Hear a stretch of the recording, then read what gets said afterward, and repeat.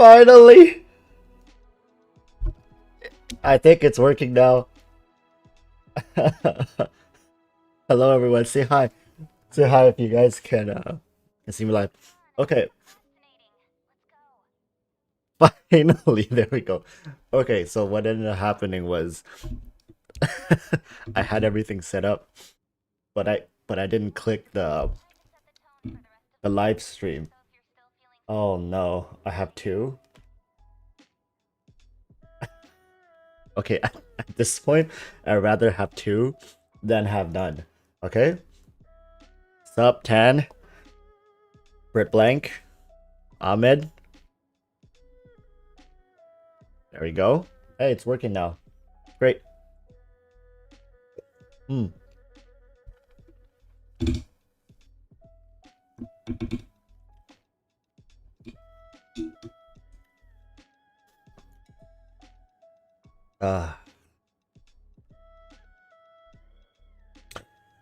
Depressed waifu pog or femboy husbando pog?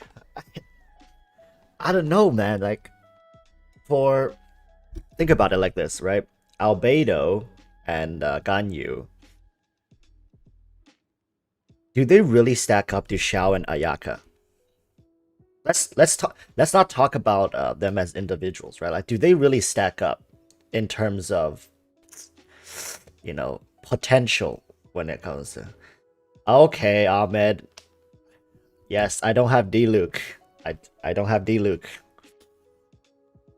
At this point, when I'm gonna be pulling for Ganyu and Ayaka, going back to the previous topic, is if I'm gonna be pulling for Ganyu and Ayaka, Ganyu and Albedo, I'm always gonna compare them with, well, what about Xiao and Ayaka?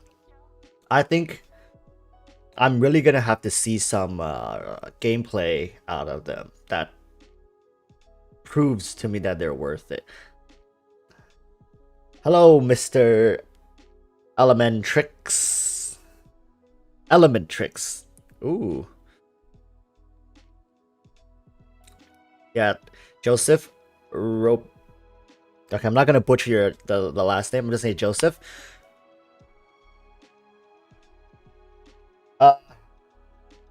Yes, I think Ganyu does show great potential. I have not really seen too much into Albedo. I have mentioned in my Discord that I do think Ganyu will function the best as like a semi-support, like off-field support utility or DPS, right? People have been comparing her to Amber, and I think that's a decent comparison. It's a fair comparison to make. Hello, Kuchin.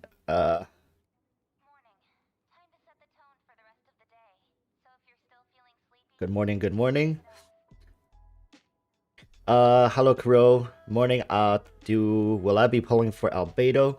Yes, I'll be pulling for Albedo and Ganyu. I'll be pulling for both of them, and of course, I'll be testing them. I'll be trying to push them a little bit to their limits.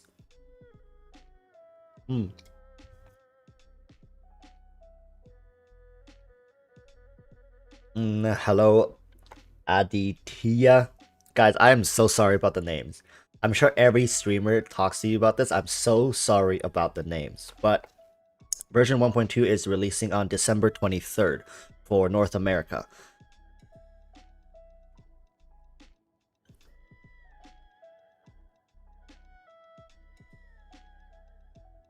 Right, Tan.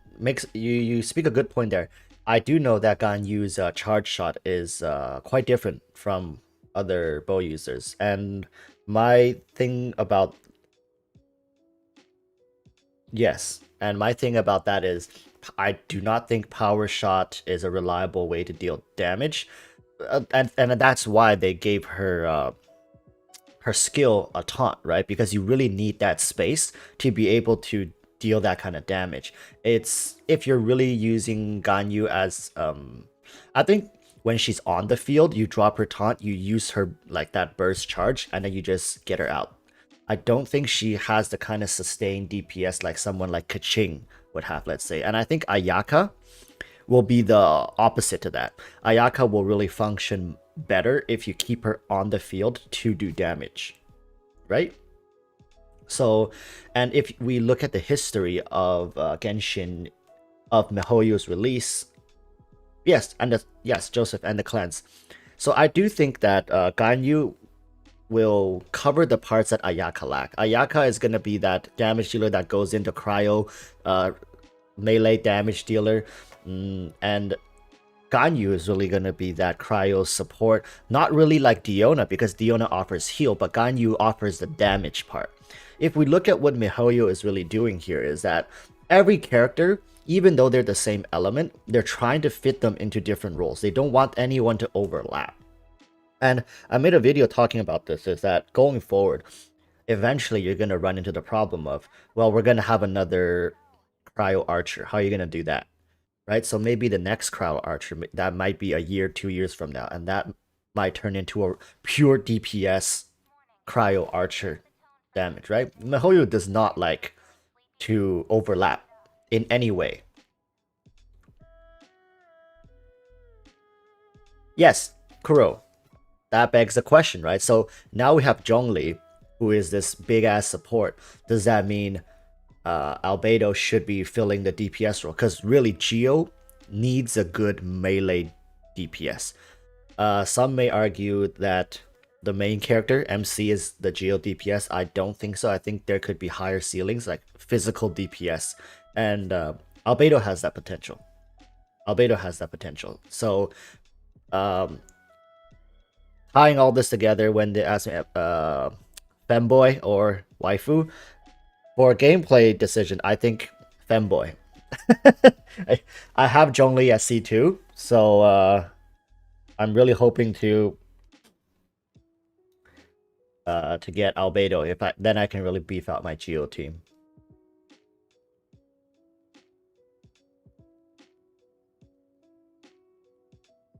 Zilpia, sup, dude.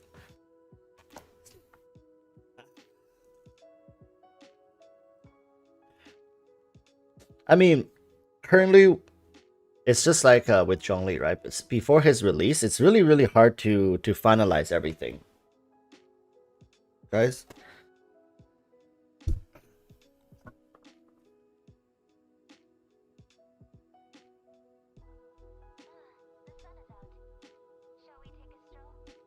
Ah.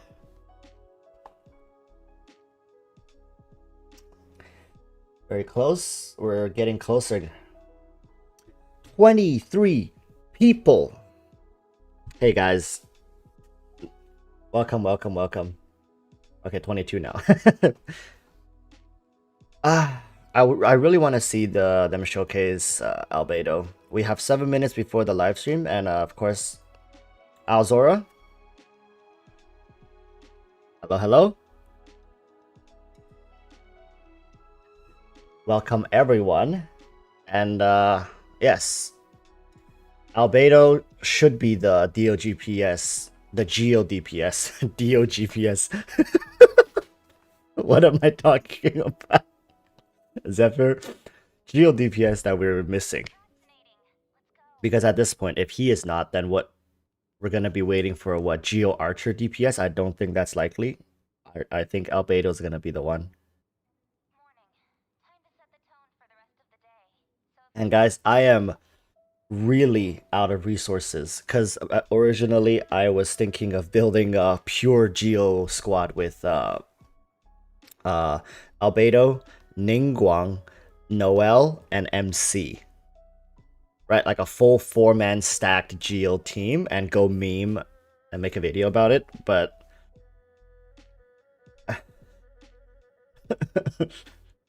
but I just don't have the resources.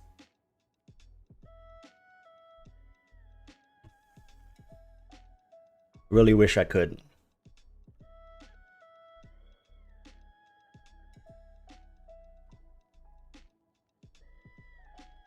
You see? Welcome, Pedro. Albedo animations are kind of trash. Yes, you're right. But Zhongli's animation was kind of bomb, right? It was like, oh my goodness. And look what happened to Zhongli. So if we're going off of that logic, does that mean Albedo's gonna be like triple S tier DPS? The more trash they are, the more trash they look. When their animation look, the bigger deeps you're gonna get out of them.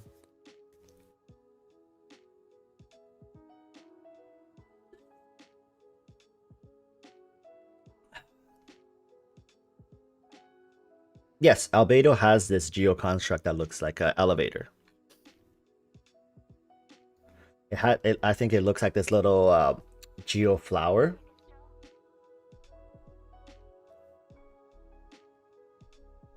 Hello, McKim. For Albedo skill kit, you see, this is the thing. I actually haven't looked too much into the whole. I don't know if I leaks. I've seen his skill, but I haven't seen the whole thing. I don't know what his burst skill is. I have not really looked into his attack animation, his number scaling, because it really doesn't matter at this point. Once Mihoyo releases him, it's gonna change everything.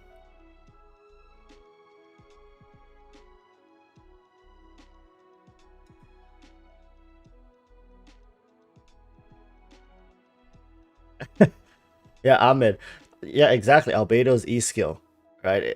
That's the elevator I'm talking about, right? It really it looks like budget Shao. It's like two-step Shao.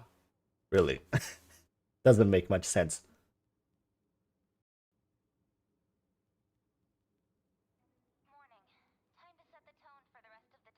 It's really weird how they designed him. Really, really weird. And I really don't like this idea of Geo having this hybrid, like, inbuilt defensive playstyle.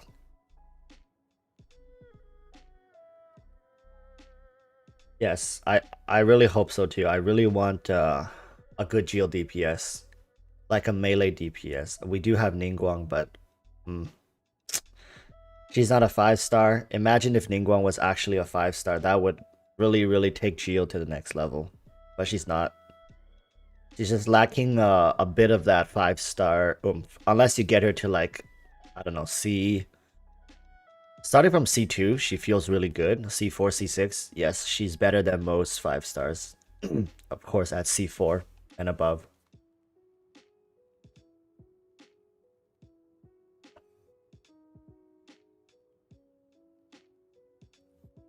Okay, we have 2 minutes left. Guys, thank you all for coming. Oh boy, this is gonna be... I'll have the music off once the stream starts.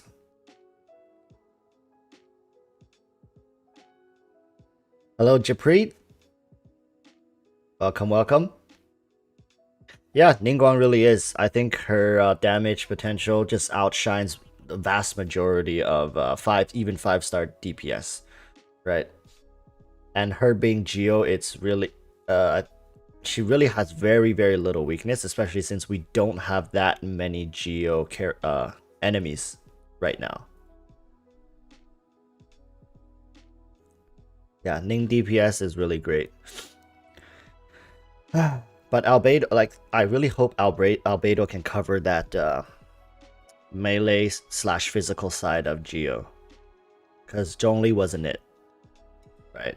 Rip to my brothers who are still trying to build Zhongli as their physical DPS. Not gonna happen. It's not gonna happen. There's just too many characters that outshine him in that. Yeah, Ning is better than Razor. I completely 100% agree with that. Ning just has a higher DPS ceiling than Razor does. Although Razor does make it up in your team to be a little more diversified in utility. Meaning for ores and stuff and whatnot. And Claymore users just are better than everyone else in the current state of the game.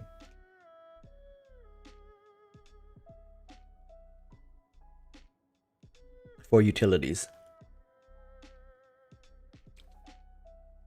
I mean, okay, Ahmed, that's not getting Zhongli right now in our current game state is not going to be that big of an issue. But going forward, I think you should at least have some Geo characters ready. I don't think just look at how MiHoYo releases characters. I don't think anyone is gonna be useless, or any meta or any element is gonna be completely useless once the game really matures. So not having Zhongli right now, honestly speaking, like not even trying to milk content, it won't really hurt you that much. In the current game, there's many ways around not having Zhongli. But I cannot say that for when the game is fully matured, all elements are out, the game has developed, more characters, more interactions, there might be content that having Zhongli will just be better. There it is. Let me turn off my music.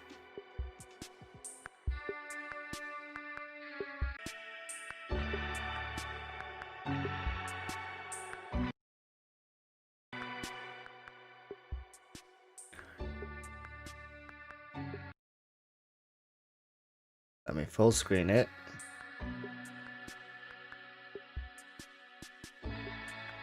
Wow, their music is kind of loud, and I thought my music was loud. Hold up. I already have it at the lowest I possibly can.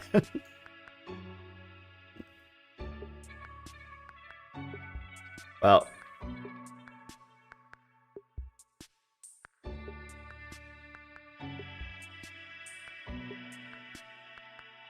Yeah, the Zhongli drama was just so unnecessary. He is a good character. He is a good character. Welcome, DJ Taybag. Zhongli is, I mean, for mining, he's purple S tier. But I feel like Zhongli, in world level 6, I realized he can still one-shot almost everything. Like just normal mobs, he just go out, he one-shot them with his ult, and his ult's already back.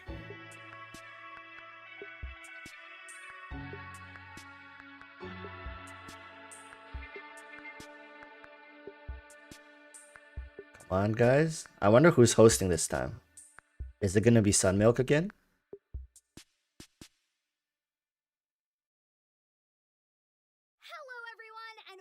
To the official Genshin Impact version 1.2. Wow, this person is really lively.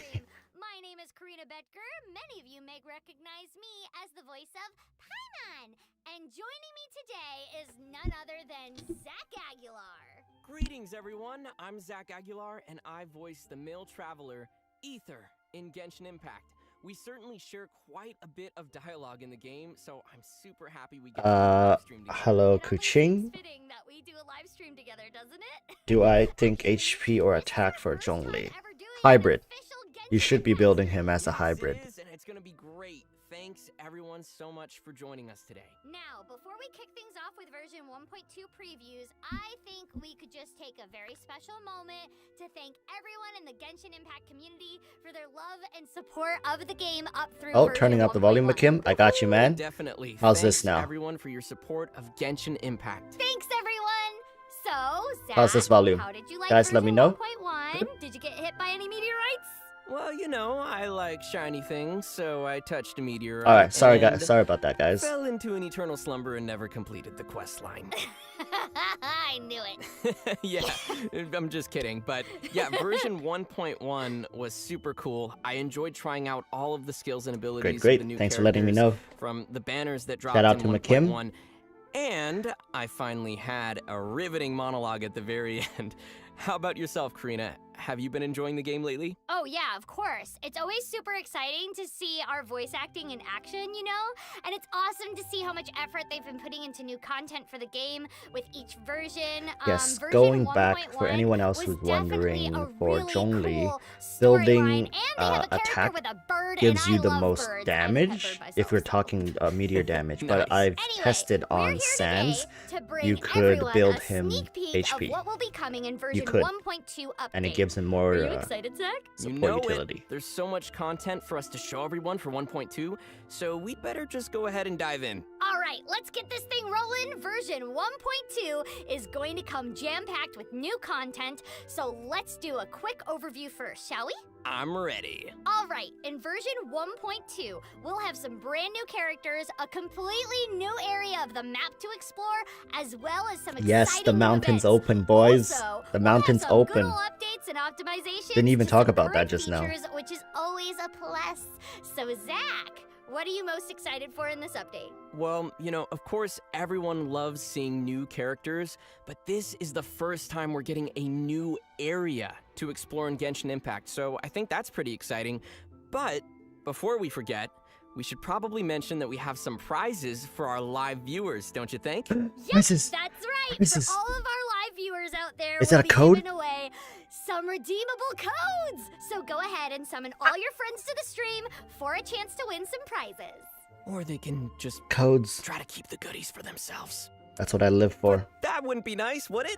No, that wouldn't. Remember, guys, adventuring is about companionship. Just like Paimon and the Traveler. You know, us. Companionship? Anyway, let's take a first look at the official trailer for Genshin Impact version Dude. 1.2. Here we go. The most miserable experience I've had playing this game was the co-op domains. Do Okay, you know the watch story of this. Durin in this mountain? Snow gathers atop this mountain and never melts, which is a most curious phenomenon. In fact, I believe that the very sword in your hand has Durin's remains in it. As such, who could I find to help me if not you?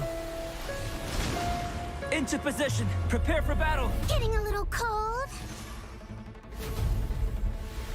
Wait. Was that the Cryo Regisvine? Genius. But I don't think I'm any genius. Moment of birth! My job is to honor my contract with Rex Lapis. All The hail. Albedo is looking really weird, and of course we see Ganyu's Amber. Upgraded Amber. They have the old bosses here, like I saw the Cryo Regisvine just now, right? That was the Cryo Regisvine. It's so nice to de-stress. I made a new discovery while sketching nearby. There's an area up ahead that's quite remarkable. The truth of No! this world. What could it be? So new mobs, of course. They all look ice-based. I wonder if they're gonna take extra damage from Pyro, right? Do they have auto melt for everything here? It's just automatically. See? Why are they showing the Cryo Regisvine? Why are they showing the Cryo Regisvine? Is there gonna be the new mobs? And the hypostasis?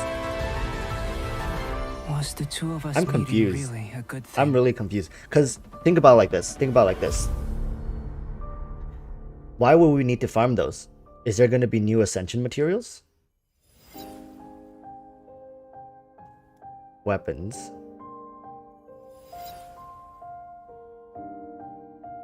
Interested in prefers you can become a new treasure.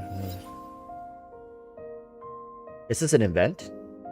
Ah, it's an event. That's why. Marvelous merchandise, another event. We had this one before. And weapons, wings of, and that's the new Moculus, right? The Cryo Moculus. Is that that's what they're gonna call it, right? Cryo Moculus. Ah, nothing says new game content like a good trailer. Oh, I know, right? So, now that we've had an official first look Yeah, at we the got new ice for Dragonspine Tui's. area, what are your first impressions, Zach? It looks like it's gonna be a pretty cool place.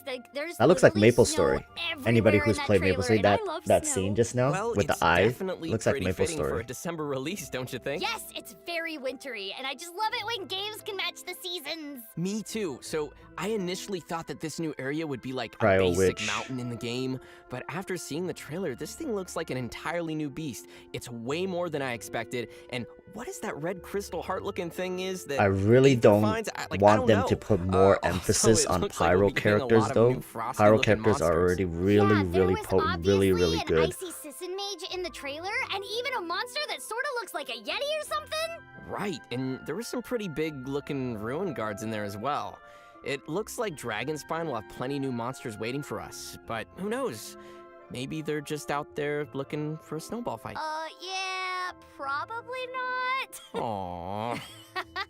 Yeah, Anyway, Cryo, the there wing. was I'm also really quite a excited bit for of that wing as cinematic well. moments in that trailer, That's too, gonna be so the it's safe to say flight, that your Dragonspine wings, will right? definitely You be can get packing that. lots of story And I think content. that's gonna is that gonna be locked into the zone? Pretty amazing too. So, why don't we start with them? Sounds good to me, and for once, I'm gonna let you talk.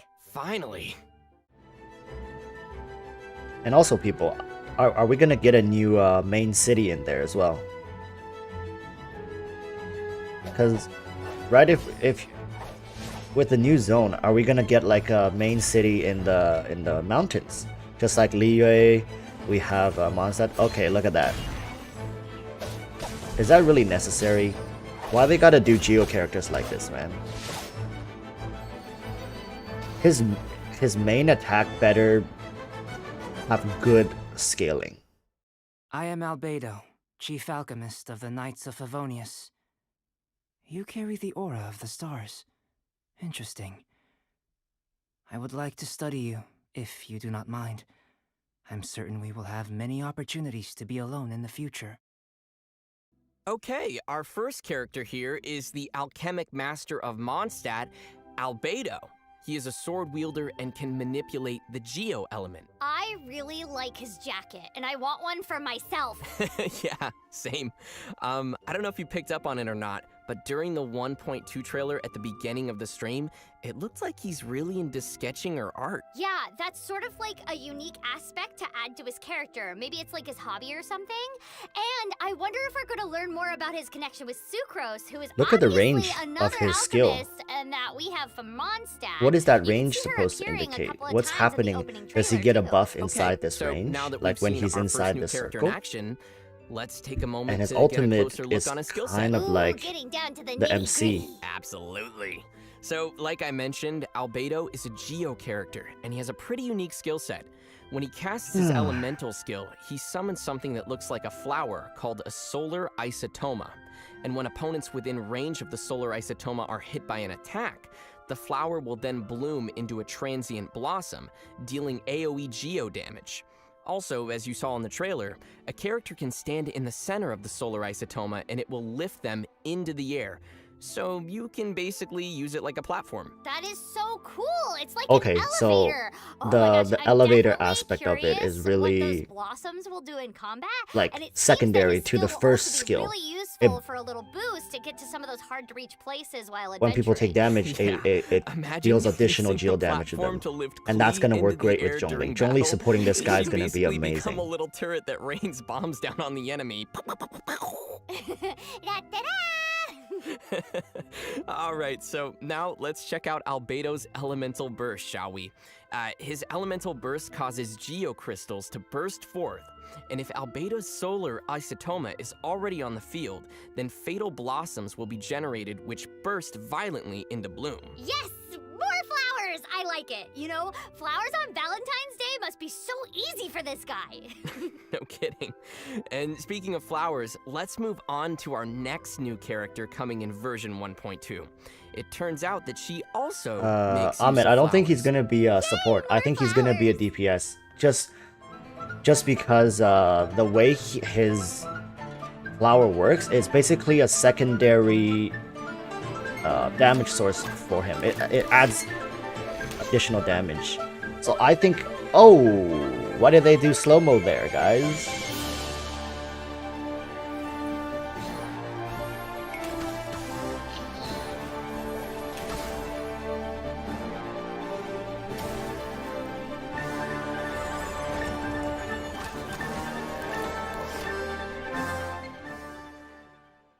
Look how brightly lit the city is at night. Amazing. I wonder what it's like for all the people down there. For her, okay. No thanks. I think I'll pass on the night market. Sorry. All right. Our second character coming in version 1.2 is Ganyu, the secretary at Yuehai Pavilion. Coco Goat. As you could see in her Coco trailer, Goat. she's a bow wielder that can manipulate the cryo element. Yeah, her cryo style Look at that seems to be in slow-mo. line with the Look at wintry that theme slow-mo. we have going on in Mm. Dragonspine. Mwah. Also, Mwah. did you see her outfit? I mean, all of the outfits in Genshin are amazing. So, of course, hers is amazing too. And are those horns I see on her head? Yeah, it seems she has red horns, or maybe those are her ears. Ooh, that's an interesting aesthetic. Okay, now tell me more about her skills. I want to know more about these icy flowers that she has. Right, sure thing. So first we should point out that Ganyu has a very unique charged attack. As she charges her bow, cryo will accumulate on her arrows. Yes. Similar to how other archers Wolfing out also use the for elements. her, you just However, use her elemental skill, Ganyu has taunt different the levels enemies, of charge, and then you the ult. effects of her cryo arrows will change And the I think you longer she can charges her shots. switch out Ooh, that's interesting. after you As ult. for the flowers, Ganyu's elemental skill also places a flower on the ground like Albedo's, but her flower will attract opponents and then explode after a certain amount of time. Mhm. How attractive are these flowers? So those poor hilly churls will be like, oh my gosh, hey look, there's a lovely flower over there on the ground. Apparently that's how hilly turtles sound. And then it just blows up in their face? That's so cold. Yeah, and unfortunately for them, things will only get colder from there. Because after unleashing her elemental burst, Ganyu will gracefully raise her hand in the air and summon ice shards that come raining down on her opponents. Oh my gosh, that sounds like it's gonna hurt. Okay, so it seems like she will be right at home in a cold place like Dragonspine, and I, for one, certainly wouldn't want to get on her bad side. Yeah, Tan. Yeah, Mihoyo me knows. neither. They know what So, they're both doing of with our new those characters camera look angles. Really awesome. But if our viewers would like to know more about either of these two particular characters, they should be sure to play through their story quests, which will be included in version 1.2. Oh, great! So we'll be getting new story quests for both of these characters as well? Yep, that's right. Both Albedo and Ganyu will have playable story quests. Awesome! Oh, I so can't wait to Albedo's gonna play be through first. those. Look, I'm scheduled also really after the excited to see version how 1.2 everyone's story update, progresses and in Ganyu's Dragonspine coming as well. mid-January. Speaking of which, So why Albedo's don't you banner give is us the first, guys. lowdown on the Dragonspine area. Albedo's banner is first. I know you're just bubbling with excitement over there. You betcha! We're off to the new Dragonspine area! I Nice think one. they're not gonna Oh, include but 4 wait, stars with this one, before right? we embark on our hike through Dragonspine, They're gonna give us the why old don't we ones. give some prizes out to our lovely viewers. Oh, right! We have some redeemable codes to thank you, our loyal travelers, for joining the stream. Goodies inbound in 3, 2, 1! Redeemable codes. 5K, guys. Do it, do it, do it.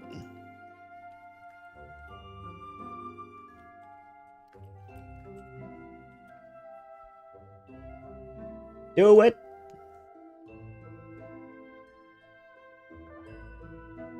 Do it.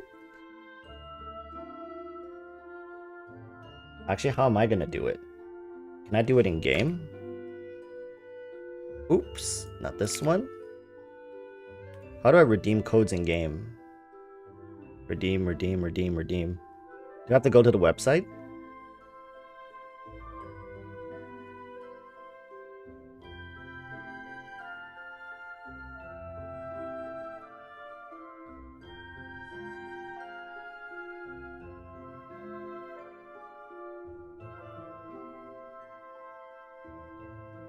It's in settings and then go into account. Dragonspine will be a completely new playable area for travelers to explore in version 1.2. It will There we go. expand the game's current world and open a new part of the map.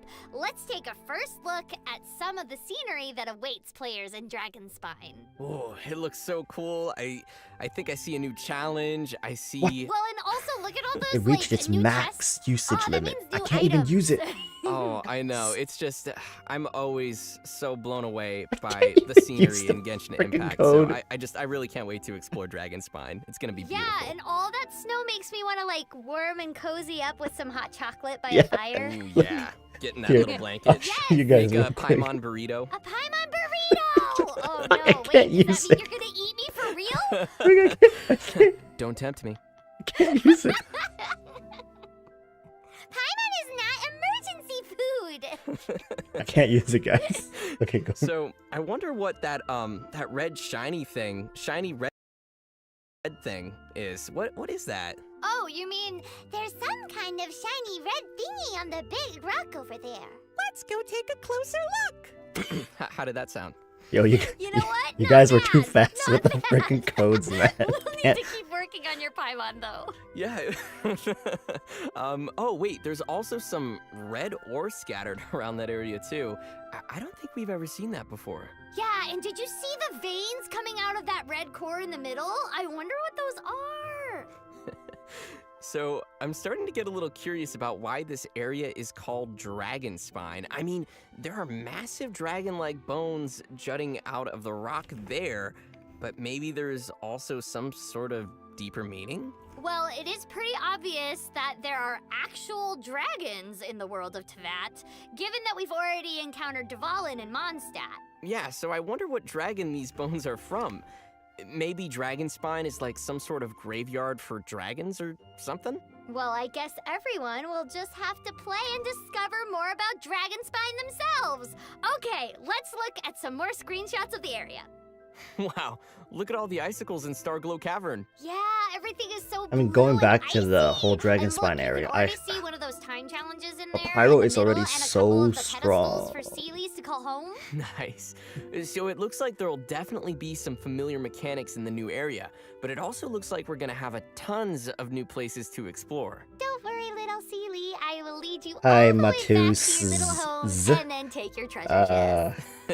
I think Well, besides these ice caverns the and codes are the terrifying same, dragon right? bones, And there will I don't know. be I a think whole host I'm of not. very I can't likely use any of the creatures awaiting codes. travelers in If you guys Dragonspine. can use it, So, shall we try and guess which Congrats. one Zach will get killed by? Yeah, probably all of them. To be fair, the monsters here do seem pretty ferocious. Let's take a closer look.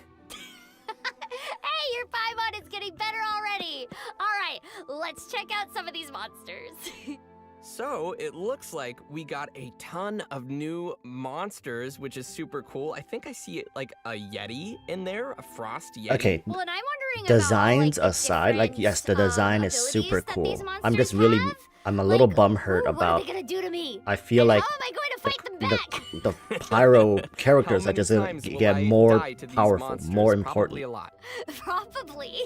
Oh, yeah, and I really love what they've done with the wintry aesthetics here. Yeah, we can definitely tell that Cryo is going to be a big theme for a lot of these monsters. I mean, like, they're literally covered in ice crystals. I love this frost arm law churl. It almost looks like some sort of, oh, this is the Yeti. And it's totally gonna stomp on your face. Yeah, but seriously, these monsters really fit the theme of the environment here, and this ruin grater looks like an interesting one as That's well. a new type of ruin guard, Yeah, we've right? definitely never seen one like that before. So, besides all the lovely winter aesthetics and ferocious monsters, are we getting any new mechanics for the Dragonspine area? Yes, we are. Let's talk about the Harvey, sub-zero climate. every time you Alright. use Mona's Dragonspine dash, you doesn't just instantly look freeze cold. yourself. Your characters will actually feel the cold. As you venture deeper into the reaches of Dragonspine without Oh any heat source, no. your character's body temperature will continuously drop and the effects of sheer cold will accumulate. But be careful. If you let sheer cold accumulate too much, some frosty effects will appear on your screen and your character will start to take damage. Yikes! And that's not all. Performing certain actions in the harsh Dragonspine environment can even accelerate the effects of the cold. No. Like swimming, for example. In other words, avoid jumping into bodies of freezing water. Noted. But the good news is, there are also many ways to stay warm in Dragonspine. Whoa, that's How about staying in a tavern next to the roaring fire? I mean, I like that idea, but not exactly. But you are onto something with the fire idea, though. In Dragonspine, travelers can stay close to bonfires or special sources of heat in the area to reduce the effects of sheer cold. There are even special Seelie in Dragonspine. Or that you can look just all have warm and Xinyan, toasty, which will protect right? you from the You cold can just have whenever you're nearby Xinyan. them. Wow, that's You see, this is what crazy. MiHoYo is So, doing. They are this selling adds you a the whole new solution thing to a consider when problem adventuring. that they will be I mean, bringing you in the really have to future. look for sources of heat Okay, and plan people? your movement carefully. We gotta Yeah, get it. We and gotta if you start get thinking caught in up this a regard. difficult battle with A some character is not monsters that useless. takes too It's just long, future the cold proof. will probably be a problem. Right? And I think Dragonspine's environment will have a pretty big influence on the approach of our combat strategies. Oh, all this sheer cold stuff is already Yeah, making me honestly, feel they're cold they're all selling you over. the solution to a Do you know what we problem need, Zach? that's not Sticky even honey here roast? yet. Sticky honey roast! I knew it. Despite its crazy harsh environment, Dragonspine is still an area beckoning for exploration. Well, I guess exploration is at the heart of every adventure, right? That's right! There will be a variety of different things in the environment for travelers to discover and interact with. Let's take a deeper look at some key points of interest in Dragonspine, shall we? Oh, I'm ready. After entering Dragonspine, travelers will soon discover some mysterious crystal-like shards in different parts of the area. There are a total of 3 small shards waiting to be discovered, which seem to be completely sealed in ice. Well, nothing a couple hits from a trusty claymore can't solve, right? Wrong! Your claymore has no power here! Oh. The ice around these shards cannot be simply broken by a weapon's might. So pyro. Travelers will have to find another way to break through all the icy shells. Ah, puzzles. Okay, I like where this is going. Travelers should be sure to keep their eyes open as they traverse the pathways of Dragonspine. There's even some special red ore scattered around that's never been seen outside the area. But remember, not all pathways are open in Dragonspine. The path to the summit is completely impassable, blocked with a mysterious force that prevents you from going forward. Just like Los Angeles traffic. Oh yeah, just like that. It's absolutely exactly like that. So, it sounds like finding the key to breaking these crystal shards might also be the key to unlocking the path to the summit? Interesting. I wonder what's at the top. There's gotta be something contained inside these shards, right? In fact, there is! As travelers break the Warming shards, bottle? they'll discover the Frostbearing Tree. This tree is no ordinary tree. It desires a substance called Crimson Agate. Travelers can collect more Crimson Agate to submit to the tree by gathering it in the wild or completing quests. Cross-bearing. So you get this I wonder tree why to this level tree needs 10. Crimson agate. Is that what keeps it alive or something? You get I mean, we'll see. blueprint for the 4-star travelers Callus can upgrade the tree and Frostbearer. receive rewards by submitting more Crimson Agate. And these I don't rewards know. will also include a new gadget I don't know that about you this might reward. find But that particularly warming handy bottle. in Dragonspine called a warming bottle. Ah, A nice. warming bottle sounds Kinda nice. sounds like a coffee thermos or something. Is it like something we can take to keep us warm on Dragonspine? Precisely! And once the tree reaches level 10, the travelers can then receive blueprints for a new 4-star catalyst weapon. I don't think the Frostbearer. catalyst weapon is as Cool. important as I the love warming the bottle. name. It feels like it fits in with everything. The that we've warming been bottle is talking gonna about be so where it's far. at. Also, while exploring and fighting monsters in the Dragonspine area, travelers might stumble across something that looks like a dragon tooth. But you should take note that this is no ordinary dragon tooth. I don't even know what an ordinary dragon tooth would look like. If you follow the quests and collect these dragon teeth along with some other items, you'll then use them in the camp to forge another 4-star Oh, weapon guys, look at that called red the red ore over there. Dragonspine What are those red Spear. ores Oh, so that's Is two that the new ores? 4-star weapons we can get now. that we're gonna Right. need to make And these travelers weapons? will also receive the weapon's blueprint as well. So wait, you're basically saying that we'll be like the tooth fairies of Dragonspine? But instead of exchanging teeth for coins, So people, we get right now 4-star I'm gonna weapons. call out, not call out, I'm Basically, gonna talk a little bit Okay, about this will what be team pretty I think fun. you should be And bringing. more weapons is If you always a have plus. Shinyan, For sure. definitely. Now let's take a Ideally, closer you look want at what Shinyan and Albedo has Bennett been even up to in the the same area. team After up here. Albedo's extended exploration of the Dragonspine area, he has discovered some ancient ruins buried in the snow and ice. He's also found some script in the ruins, seemingly pointing him to the lost remains of a destroyed So far from kingdom what we're in seeing here is Dragonspine. you want to run, I would So, even say the double history pyro. of Dragonspine begins to unravel. Bennett's ult can There's cleanse. a lot going on So here can, despite the brutal I environment. think Traces of his Shinyan's kingdom are shield? scattered I'm not sure, all okay, I'm not across sure if Shinyan's Dragonspine, shield can and there are cleanse, even hidden but, quests. If travelers are able to you should uncover run the them secrets both. of these ruins, they'll receive a new 4-star claymore weapon, Snow Tomb Star Silver. Wow, so that's like 3 new 4-star weapons Yo, already up for Keqing, grabs. shoutouts to you, Dragonspine that's is right. Loaded. You know Only he's it's gonna shine on even them. more with that Now that we mining finished capability. Our first hike hike across Dragonspine, why don't we talk about some of the events coming for version 1.2? Sounds good. Right. Snowy Gig, What would a so new Xinyan's version update shield be can without new cleanse. events? In version 1.2, travelers will Confirmed. be able to embark on an exciting new event. The Chalk Prince. And the dragon. Ooh, I wonder who's the prince and who's the dragon. This event will lead travelers in an all-new storyline across the Dragonspine area. And travelers will get to spend some quality time with our new character, Albedo, who plays a front and center role in the story here. Oh, nice! So, how do we fit into the story here? And by we, I mean the traveler and, you know, Paimon. Well, basically, Albedo takes the traveler and Paimon on a dangerous new quest, entrusting the traveler with a cursed sword. Wait, a cursed sword? That's right. The traveler is tasked with using this sword in Dragonspine to grow its power. Two Eyes Blind, Zhongli, and Diluc, I'll be fine. Yeah, that doesn't sound Yeah, like you'll be your fine, average dude. sword to me. What's Someone like different me who about still the don't have event Diluc. storyline this time I'm gonna have to around is run that Klee Albedo's very here. own character story will Probably serve Klee as a and Bennett precursor in the leading same up to team. the event story. Wait, so Double that pyro. means Albedo's story quest will lead right into the event story?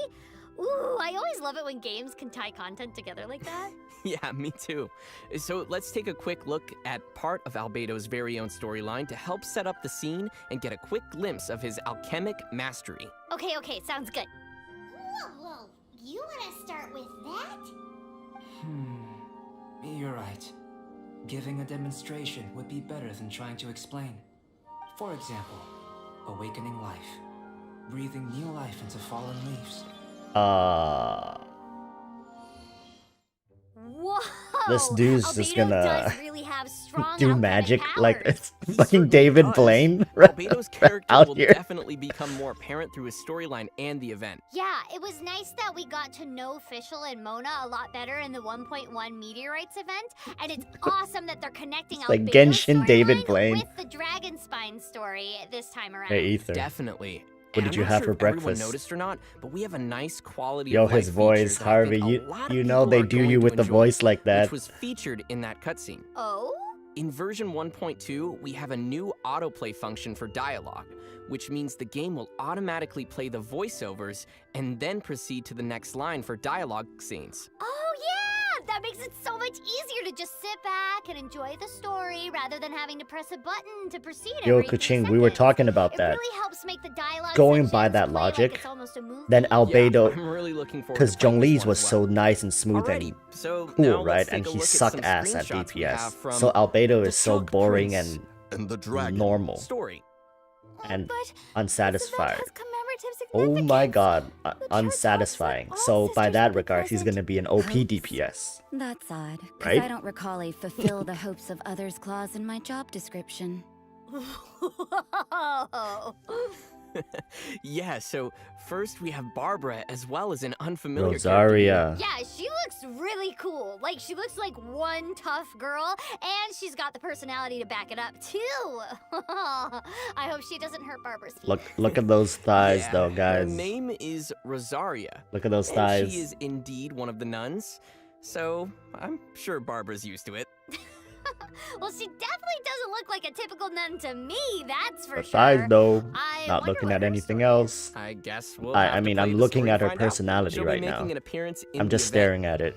Okay, let's go to our next screenshot, featuring the adorable Sucrose. Then, could I ask you for a favor? In truth, I feel like Albedo is concealing something from myself and Timaeus. That's true, but I feel like he's always hiding something. It is my personal guess that it is some great secret of alchemy. Oh, Sucrose seems to be super worried here. Wait, isn't Sucrose supposed to be Albedo's assistant? You'd think she would know what he's up to. Maybe Albedo's working on some dangerous research that he can't let Sucrose or Timaeus get involved with? Huh. Well, Albedo's becoming more and more of a Please, mystery. Besides, Albedo, who just would be ever a wanna hide great anything from DPS. sweet little Just be you don't need to do geo damage. You Maybe need to do Sucrose good is just physical overly DPS. curious about Okay, Albedo's Albedo? work. You need to have She's good curious like physical a cat. DPS Oh, numbers. maybe that explains her ears. Now we're on to something. All right, let's take a look at our next That'll screenshot. save Geo. Indeed. The dragon's eyes, claws, and scales ground into dust before being used to coat the blade. In this way, Durin's corruption and venom entered into the sword and became the source of its power. Oh, so that must be Yo, the Tan. cursed sword you mentioned Take care, earlier. man. That's See you next time. And Albedo said that Durin's corruption and venom entered into the sword? Huh. Sounds pretty dangerous. I like how Albedo just decides it's okay to trust us with a weapon like that. Yeah, well, if Albedo gives it to the Traveler, then it must be a pretty special item. There might even be a price to using such a weapon, and maybe if we pay the price, it could become very powerful? Huh. Albedo's just using Oh, us as a test subject. Maybe it like Calling it consumes right now. HP of whoever's These wielding it, alchemists, or, these chemists, maybe it these consumes freaking some sort of scientists, they're special just items. Right.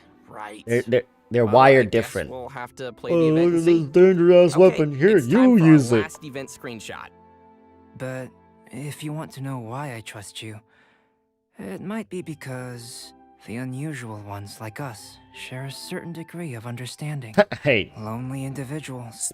lonely individuals, Those who speak for aren't yourself, like man. ordinary people. I got Paimon with Just me. like, And look at you, what do you got? you and me. No, and again, Ooh, did you I'm hear that? I'm nothing Oh, like you, Albedo buddy. said the unusual You're calling ones me a like loser. us. Does that mean You're he's calling like me a Traveler? freaking Well, loser. he also said they're lonely I'm not a individuals loser, who man. aren't like ordinary people. I'm no loser. So perhaps he's simply I got referring my to wife that who's with they are me. just both unique in What do some you way? got, Albedo? No, it can't be that simple. Besides, those two look practically alike. I think Albedo has another side to him. Maybe some mysterious identity that he keeps hidden from everyone else. Or he might simply be a lonely master of alchemy. Such genius is already unusual enough. Yeah, you Mr. think? Phil. He literally now I called wanna know everything all of about us like Albedo. I guess we'll lonesome have to play through the story losers. ourselves to learn more. So, Karina, besides the new storyline, Nope, why don't not you me. tell us a little Not bit me. about what else travelers can expect from the Chalk Prince and I the have Dragon built event. myself my own harem And in now, this before game. we proceed to the next section, let's give out another code. Another code. Quick, guys, quick. Let's use the code that we can't use.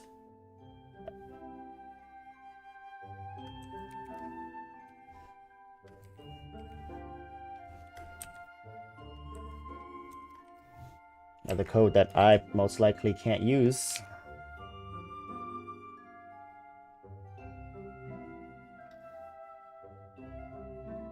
Let's try it.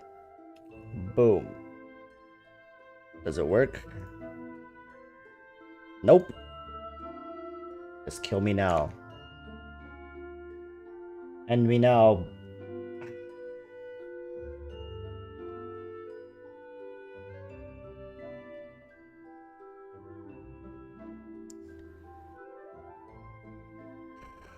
I tested it all, man.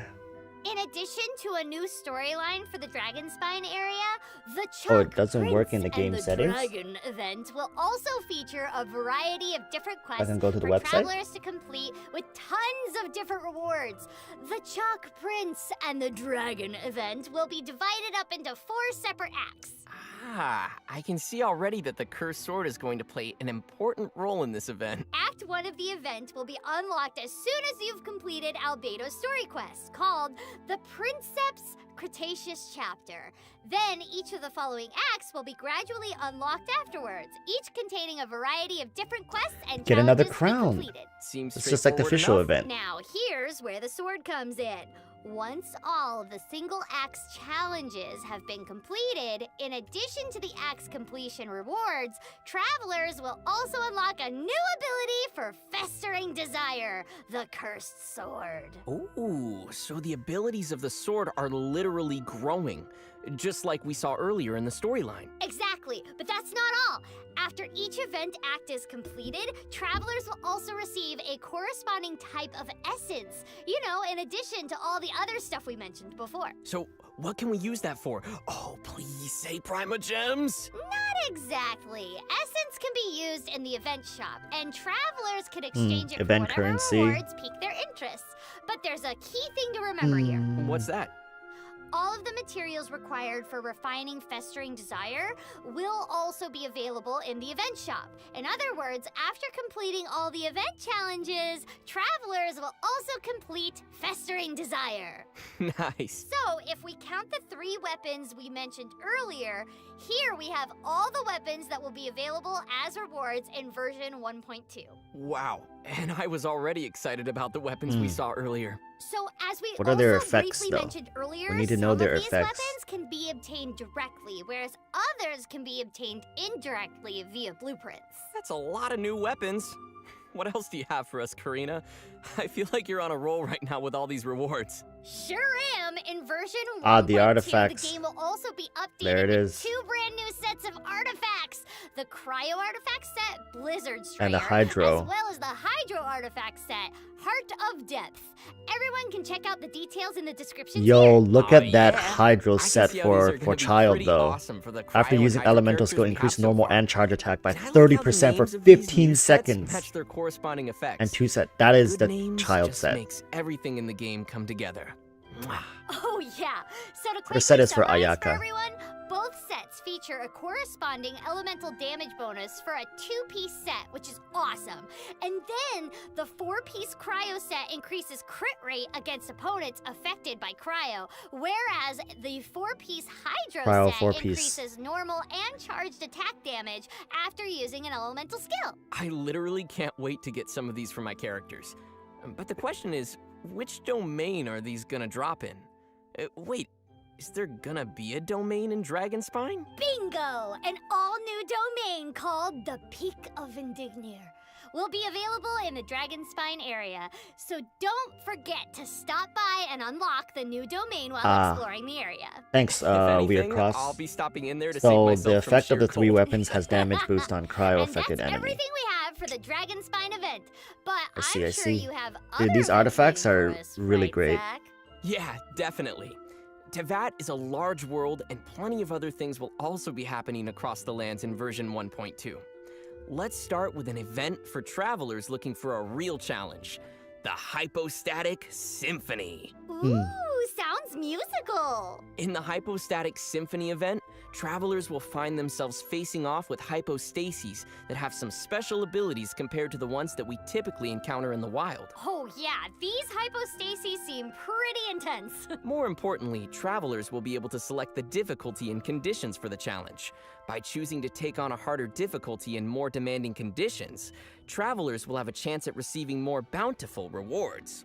Okay, not quite the musical I imagined, but fighting Bountiful hypostases rewards is always as fun. in... But if taking on hardcore challenges is not your style, What? we'll also have something a little more relaxing called Lost Riches. How Wait, good are hold the on, Did I rewards? just see like a Sealy following the traveler? Am I being replaced? Yeah, no, they would never do that.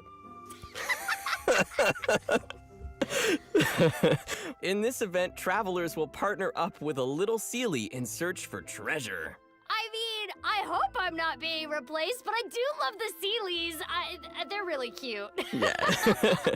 No, you're not being replaced, but the little Sealies are really cute. In this event, the Sealy will indicate whenever you are getting close to nearby treasure. After Interesting. successfully locating the I treasure, mean, these events are always travelers nice. will It's receive chill. some You don't special always iron always coins need to which be can fighting then be stuff. exchanged in the Right. shop. I think Okay, that sounds exploration really is cool, but once a we real get focus the Sealy, here. Do we get? I wish we could keep it. Do we get to keep I like it? that. It's Well, chill, right? Your wish has been granted. After collecting enough iron coins, you can exchange them to add the Sealy to your inventory. No Diamond way. gems. Yup. Then you can just equip the Sealy and it will accompany you on all your future adventures. Aw, that's so awesome! Oh, If you I got get a 3 Sealy, I don't Sealies. think I will ever be able to play without it. Yeah, same. So travelers should remember that special areas will unlock when hunting for treasure. All you'll need to do is check the map to find each area's location. This will England definitely be a great event for gives exploring more of the game's open world as well. Okay, this So might each just be Sealy my favorite resonates part with of different version things. 1.2 This so one far. resonate with Mora, And last but not the other least, ones with we have a returning other favorite with things a that you bit want to of a look new for. spin. You might remember him by his unique sense of fashion and unorthodox business style. Wait. Is it the crazy traveling merchant guy?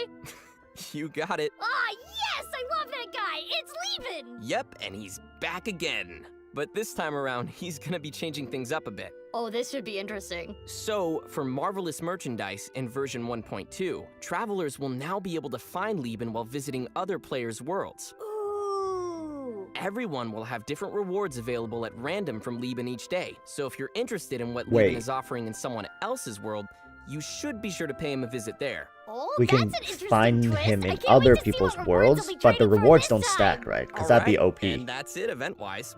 So, Karina, why don't you take us through some final features and optimizations travelers can expect to see in version 1.2? You got it!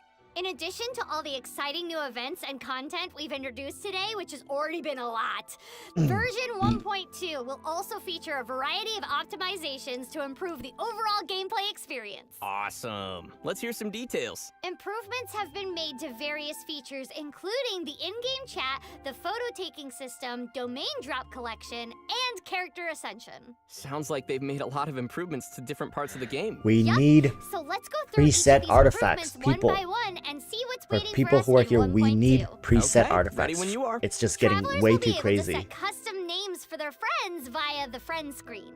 Oh, nice. I'll finally be able to remember the names of the people I'm playing with. And Karina will be able to give her friends ugly nicknames. You're so cheeky. You deserve an ugly nickname.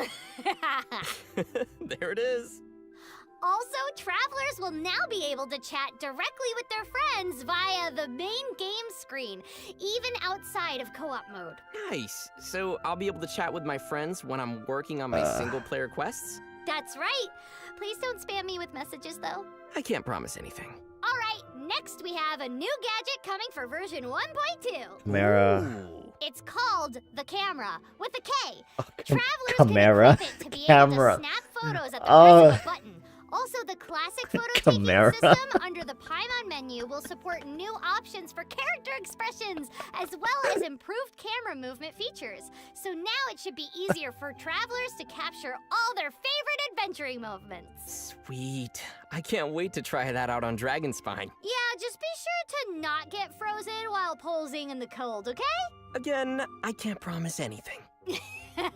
And next we have an improvement that travelers have already been requesting for some time now. Ooh, goody. Starting in version 1.2, drop domain We already rewards covered like all this materials and stuff. artifacts We will be covered all these directly added features. to your inventory. Nice. So we won't have to spend time picking up each of the dropped rewards anymore? Exactly. Everything will be automatically collected for our travelers now. Oh, that is so much more convenient. Oh, I know, right? And our next improvement is also a convenient one for domains. After completing a domain, travelers may now directly choose to challenge that particular domain again. Yes. That'll also be a real time saver. And finally, we have a couple of important updates in 1.2 regarding character ascension. First off, travelers will now receive one Acquaint Fate free each time they summons. ascend their characters at level 20, level 50, and level 70. I'll never say no to more Acquaint Fate. Also, travelers will now be able to check any particular character's required ascension materials directly from the main character screen. Yes. So now it'll This be is easier great. to check which materials we need to start collecting. Precisely. This will be really handy whenever you get a new character and you have to keep checking which materials you need to look for. Great. I look forward to checking out all of these in game. The Yep, me domain too. change and So that this does it is for are the biggest optimizations one. that are coming in These version two changes are 1.2. really great. All right, But we goodies need inbound in 3, preset artifact. 2, 1. Quick, guys, quick. Quick.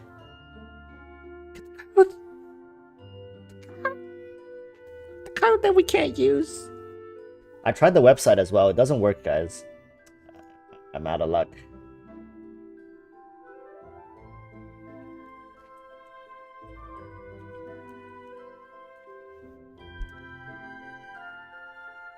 Oh, this one worked for me. Yo, this one worked for me. Oh, the previous one now worked for me too. What about the first one? The first one didn't work for me just now when I tried to redeem it. Oh, they all worked. Did they refresh it? I think they might have noticed there was an issue and then they refreshed it. Great. And I think that also just about wraps up everything we have for our first official sneak peek at version 1.2. What do you think, Karina? Did you have fun doing the stream together? Yes, I kind of hope that they invite us back again to do more streams in the future because I had so much fun. Yeah, I know, right? Me too. And honestly, it looks like they're adding so much new content to the game. I'm sure they'll have us back for more soon. I can't wait to start hiking on Dragonspine. Yeah, we all know that you're just gonna be frozen out there. But here's to hoping that all of our travelers stay warm and enjoy their new adventures in Dragonspine. Yeah, stay safe out there, everyone. And thanks again for joining us for the last stream of the year. Hopefully they'll have us back again on the live streams in 2021. See you all in version 1.2. Bye, everyone. Okay. So this might sound weird, but I'm actually really excited for the sheer cold. I think that's just gonna add a whole other You're element not afraid to the to game. get frozen? No, I'm just like I'm ready, you know? I'm Alright, ready. people. You're gonna accidentally swim and forget that you get like super frozen when Oh, I you know, go into I'm- water like a billion times. Now we Probably finished gonna regret saying watching this, the but I live think it'll be stream. fun, you know, too, especially with winter and just I don't know, it just adds that extra We're gonna. extra mechanic to the game. I mean, like, I always like. All right. Let me start our. Okay, people. Now I'll answer some questions. If you guys have any questions, let's discuss a little bit about this. What we just heard, right? Starting with Alzora. I think it's gonna be a huge update, right? Because considering when we did 1.1, they did some optimizations, free up some space. Really, guys, a whole different zone, right? That's gonna be a much bigger update than 1.2. So right here we have our trusty notepad. I'm gonna change this because they're not prediction at this point, right? Topics. Let's talk about characters. Let's start with Albedo, guys. So Albedo thoughts. Come on, enough procrastinating. For Albedo, I think Geo, physical main DPS. I think he has to. Zephyr, we have all the codes in. What do you call that? We have all the codes. Did they not? Where's the code that they showed last? We can still go back.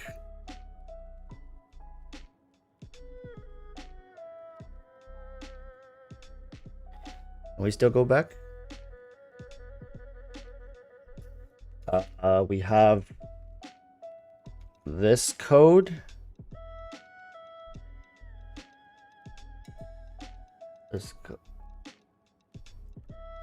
These are the three codes, I believe.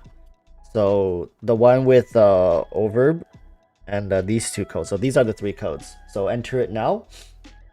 For us, I really want to talk about what Albedo should be doing. Okay, Albedo, for if they want Geo to be viable, a viable element going forward, Albedo should do it or he shouldn't be only physical damage, but he should have a good amount of it to give Geo that flexibility that they're lacking right now.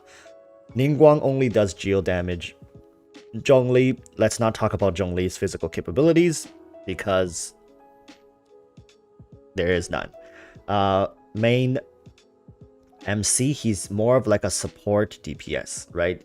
He can definitely function as your main Geo DPS, but we need Albedo's physical damage scaling to be decent. We need to be able to use him as a physical main DPS in conjunction with Geo synergies. Okay, that's the first thing. Utility.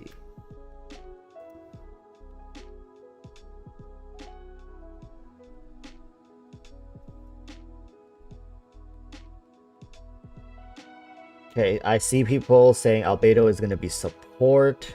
It's not going to be a DPS. If Albedo is not going to be a decent DPS, Geo is going to be quite literally pretty bad to build a main Geo DPS. But I guess they really just want to lean into the whole Geo DPS, right? They got what do you call her? They got Ningguang. So they're gonna be running, I guess, Ningguang main DPS. That's it, right? Or running MC with Zhongli.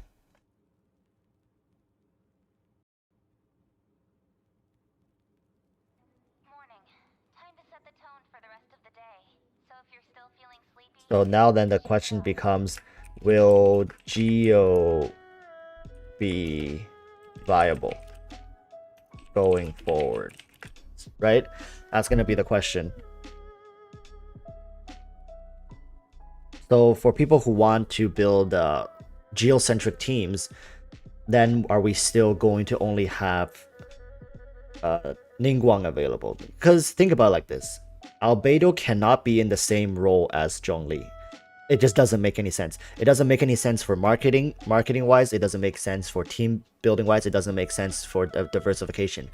miHoYo has been doing things like, they have yet to release 2 exact characters that fulfill the same role, especially when they're the same element as well. Each Geo character so far has served different function, right? We got Noelle, MC, Ningguang, Zhongli, and now Albedo. They should serve 5 different ways, and the only thing that Geo really needs right now is that physical damage. And yes, he may not do well in physical damage, but I'm really curious as to see how he will affect the Geo component going forward.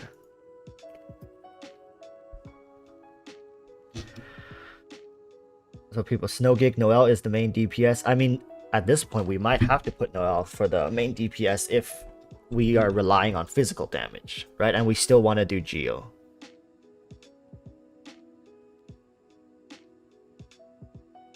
I mean, Harvey Archon is already weaker than a chef from Liyue, so... So I guess Ningguang main DPS have decent element. Beto is better support.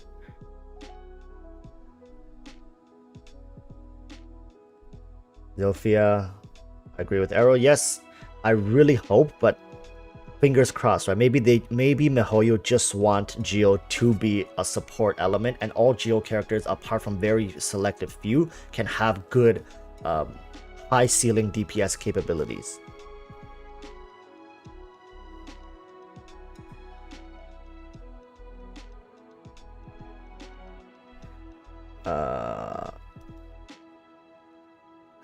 Kyle Souls, do I think that they might buff Geo like they buffed it in the Spiral Abyss? Okay, yes. I honestly feel that's a great question.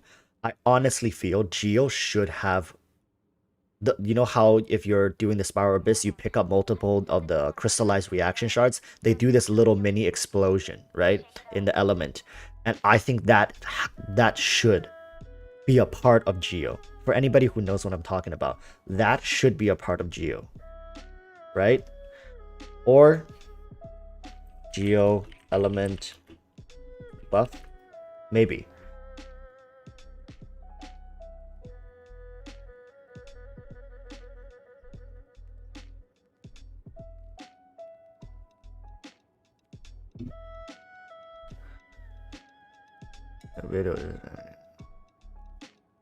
Albedo is like Geo's, yeah. He exposes, yeah, the part of Geo and Geo.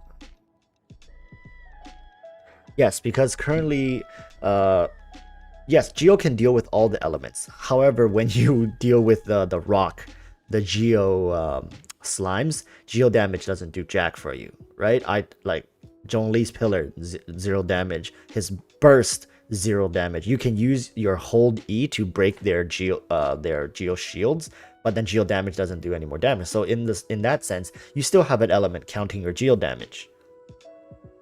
I think Geo should have the flexibility of all the other elements because they don't have reactions. So what they can do is, let's say you're fighting Pyro slimes, and then you're getting all these Pyro crystallized. What you can do is, when you pick up these crystals, as you pick up additional ones, you get these little area of effect damage. It doesn't have to be Pyro damage because then that would defeat the purpose.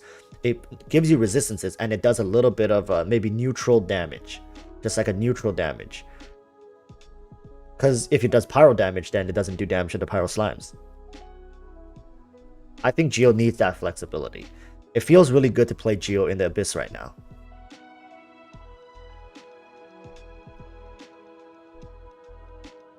Zilphia, I think Albedo will be the Geo element pure main DPS and will be the Geo game changer. I really hope that Albedo can fill that role, because currently MC fills that role. Like currently you can run the main character in Geo and work him with Zhongli, and they work amazingly.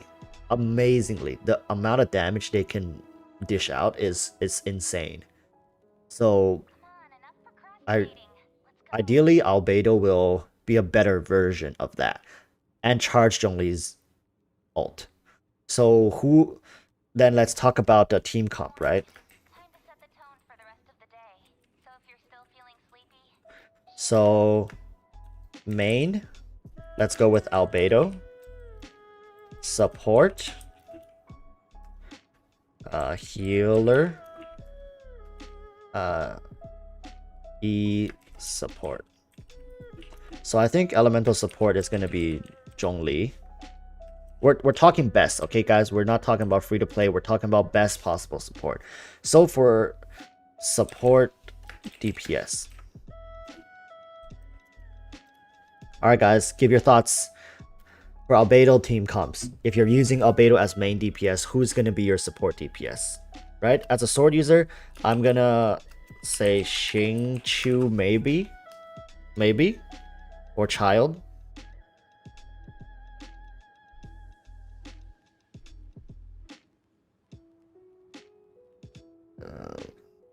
Viable. Yes, I think Albedo should make Zhongli more viable. All Geo characters will. I see Chong Yun for support DPS, right? Chong Yun. Bennett support DPS, okay. Mona.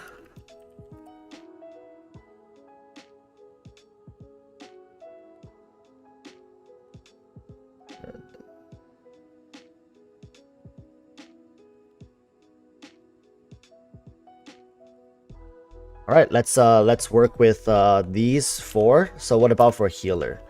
I think Diona might be a good healer for this team composition because of the Chrysites, the shield, play around the shield, play around the cleanse.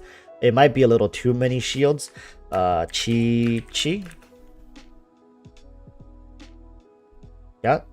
Zilphia, Diona, Chi. So we're giving some free-to-play options. Albedo seem hello large banana. Albedo seems to be the definitive energy provided for Geo-based team. His function is so that he and Zhongli can spam ult where both of them has massive scaling. Yes. So right now the best way to play Zhongli is put him together with the MC, because the MC generates so many Geo constructs, and you can resonate that with Zhongli's pillar. And on top of that, the MC's ultimate generates more constructs to resonate with. And that damage adds up, people. Like, it controls the damage, it controls the entire field, it adds up, and then you just spam ult. You just non-stop spam ult. So if Albedo is a better version of that, I think elemental support Zhongli should be the best to pair with him, right?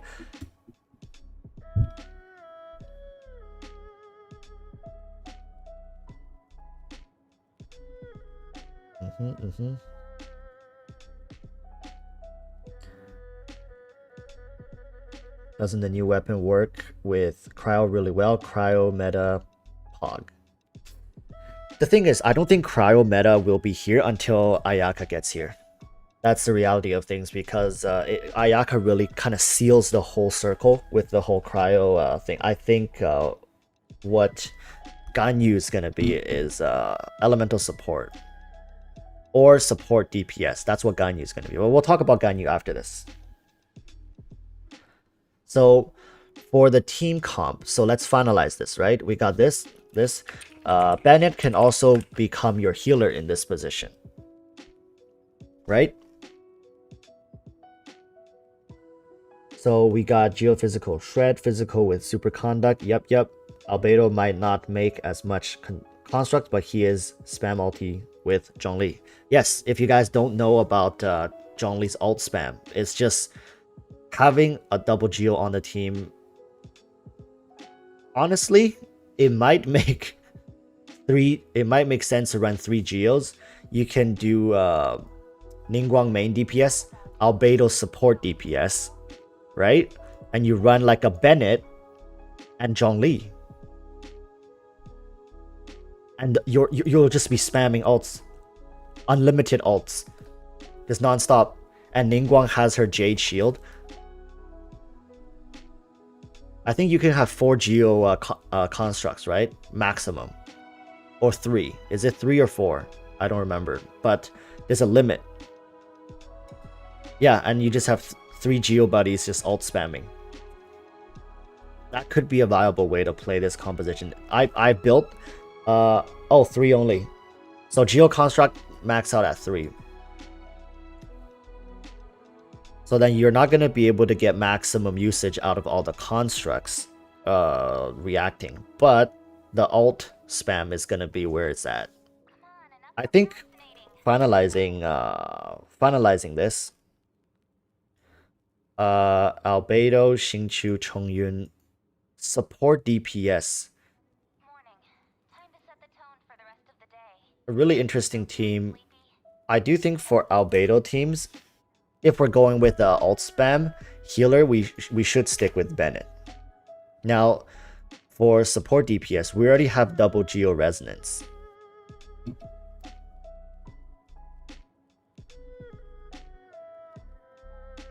Snowy Gig. Okay, the thing with Geo there's 3 Geo constructs that can be out on the field at the same time. If you're running Albedo, I don't think Geo MC is necessary. Albedo seems to be the alternative to the Geo MC. So honestly, support DPS, I don't know about Mona, because Mona doesn't really synergize that well when it comes to this. But she's much more of an elemental support. However, with Bennett and Mona, and then you got Zhongli, you can have huge burst potential, burst windows.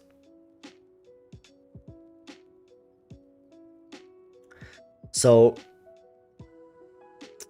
I don't know.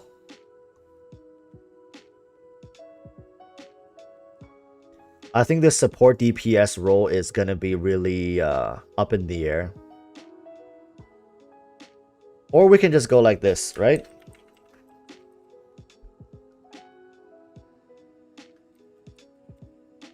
Like that.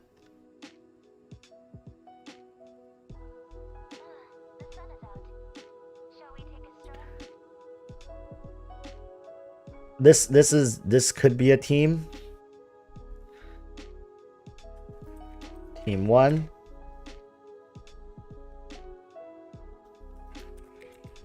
Team 2. So what if you want to build Albedo as your main? Cryo says, yeah, hashtag GeoGang. Main 2, support, DPS. Because I think we still should consider the possibility of, like, if you just want to run him as your... it's not optimal, right? If we're gonna try to force him onto this role, I guess we could do this. Healer, Bennett, and East support Zhongli. I think this team can work too. Honestly, I feel like this team can work just because Mona and Bennett can enable such huge bursts, and with Albedo and Zhongli like just doing battery for the team, you'll never die, first of all. And Mona has the taunt, right? Her elemental skill has taunt. It creates space for you, and her burst works really well with Zhongli's burst. So you do Bennett, Mona, Zhongli, right? And you just cycle through it. It's the same idea. Logria, 3 Geos. Yes, for this team 1, we're thinking of 3 Geos, but how practical it's gonna be, we don't know. Maybe you can replace this Ningguang or Klee or Diluc, right? For the main DPS. Maybe. Because then you can get the double pyro. Double pyro, double geo has been pretty good.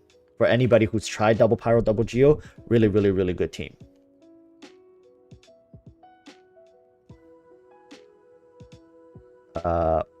Matus, Xing, and or Mona healer, Diona for shatter.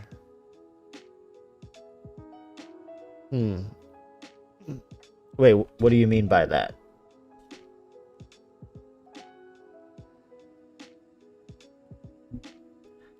Awesome. Then add up burst that cycles fast from Albedo's Zhongli. Aha.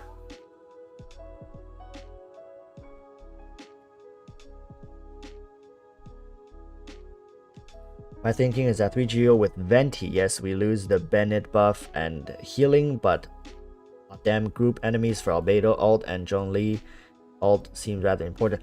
But the thing is, with grouping, you lose, yes, you'll lose out healing, and you're going for that that one window burst. However, the problem with that is then how are you gonna deal with elite mobs? You lose the ability to deal with elite mobs because with Bennett you get the sustain through the shield, through the damage. It's more consistent DPS. If you switch out for Venti when you run into elite mobs, you're gonna have to like. You still get the ult spam, but it becomes a bigger hurdle. Venti essentially kind of goes out the pictures a little bit.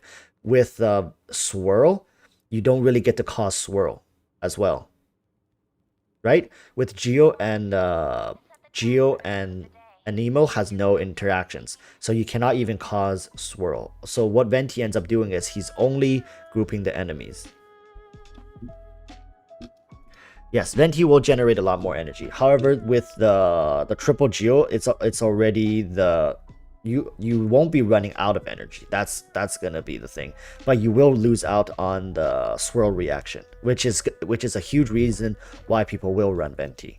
And Venti cannot CC elite mobs.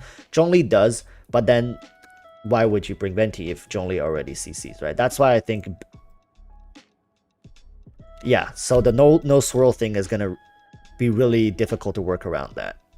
I really think they should add Geo to swirl. I don't know why they don't do it.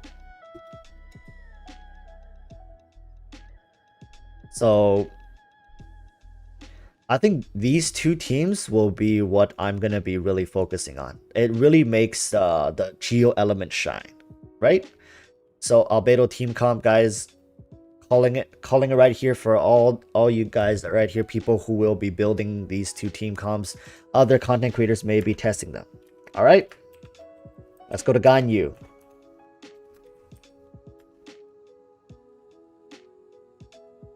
Harvey is how would rock swirl though?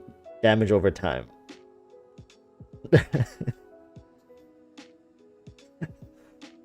I guess so, yeah, right? You just have physical damage over time. Maybe. Just have like little rocks spinning in the tornado hurting them.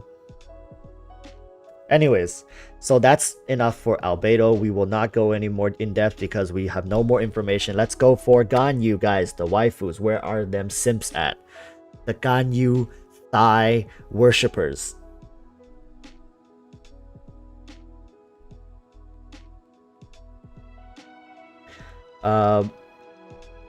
So Large Banana, do you think the banner will come with a 4-star, like a new 4-star, right? I don't know. Keqing is saying that Rosario will come with Albedo. I don't know. Last time they showed it in the thing, no? So well, they didn't show it in the preview, so we don't know. But we talk about Ganyu now, guys. Ganyu. Let me hear it.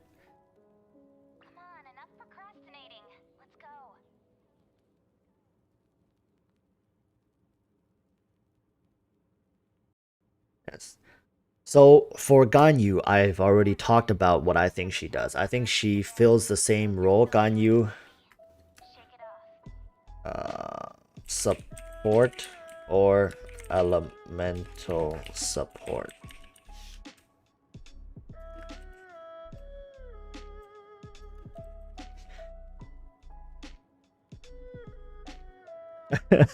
Henso Kage, that's right. Mihoyo knows exactly what they're doing with with their intros.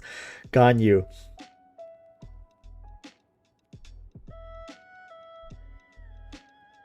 Yeah, so for Ganyu support, DPS or elemental support, judging by looking at her kit, she can do respectable damage, but it's more like Mona. She's like a Cryo Mona.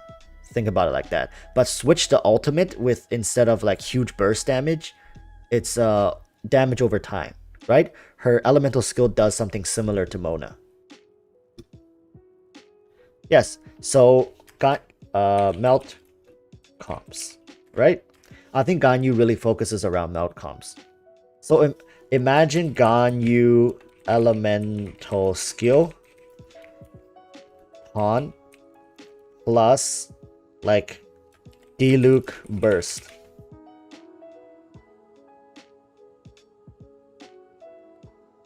Right? Imagine that. Just think about the damage that's gonna do. And like Ganyu elemental skill taunt plus Xiangling burst. Snowy gig, dude. If you want to talk about Diluc, we don't call it Dilucless, we call it Dickless here. All right, it's called Dickless.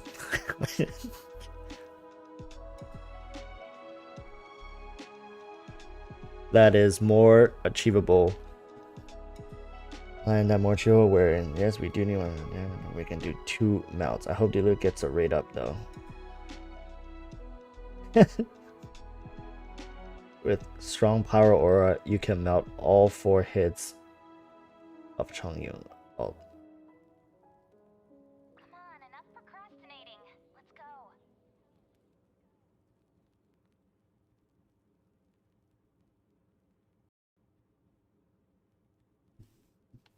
Morning. Time to set the tone for the rest of the day. So if you're still feeling sleepy, shake it off. I did not know about like strong power aura. You can melt all 4 hits of Chongyun's ult. I do think Chongyun can work really well with what's her name? Xinyan.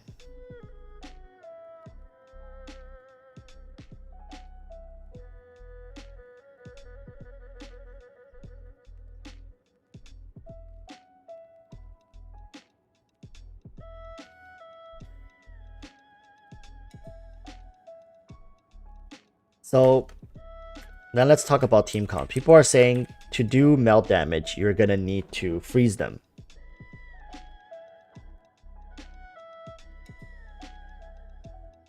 Ah, that's what you mean. Yes, yes, yes.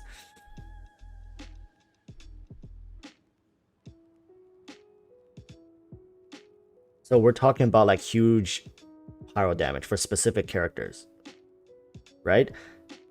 Yeah, so for melt, you don't need to freeze people. You just need the cryo effect on the enemies.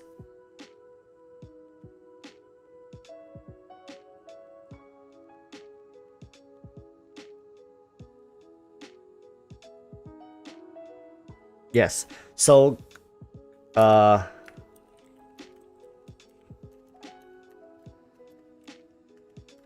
so team 1, I think if you want to run Ganyu in your team, you need a good pyro main DPS. So main, it's gonna be Diluc. You can run Bennett in this position. For the people who have Bennett built, Bennett can run this position. You can run what's it? Klee,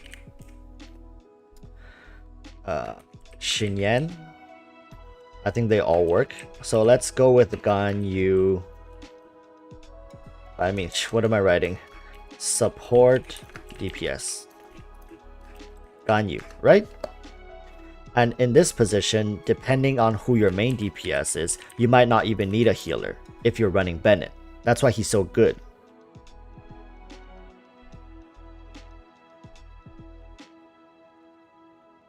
Yeah, Bennett is discount Diluc. Yeah, in that regards, he really is. So for healers, if you don't have Bennett, you can consider running Diona, Chi-Chi for shattering.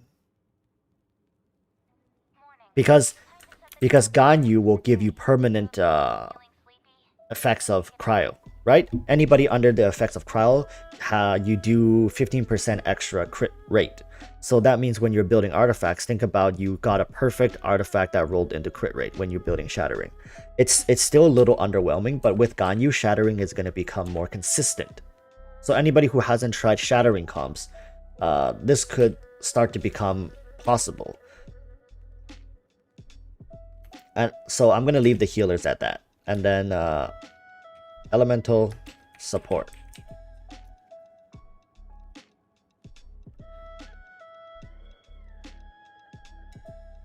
So Mr. Phil, Xingqiu elemental support for Vaporize. It's going to be really hard to run Vaporize in this comp. Why? Because if you're running Ganyu as the support DPS and you're running Cryo healers, you're not going to really get that Vaporize off. But I do see people mentioning Mona. And dude, yes, Mona is a great elemental support to be running in this team comp. You can actually get the freeze off, which also it's great. It adds crowd control, even more crowd control. Mona is a great. Mona is going to be really great to slot in here. Who, other Hydro characters like Xingqiu then, right? By going off of that logic, Xingqiu is great. Somebody mentioned Xingqiu just now. Yes, Mr. Phil. Yes, Xingqiu and Mona will be great here. Not really because of Vaporize. You could do Vaporize reaction. Let's say you don't use Ganyu, you just use Xingqiu or Mona. With Diluc, you can get great Vaporize. But yeah, this team can be really fun to play. It's a crowd control team, right? This is a crowd control team with huge burst potentials and great sustain. And so Kage. Yes, guys, Barbara. Barbara is the one to go. Barbara main DPS with Ganyu sword DPS. Of course, how do we miss that? How do we miss that potential? Okay, let's go to team 2. Team 2,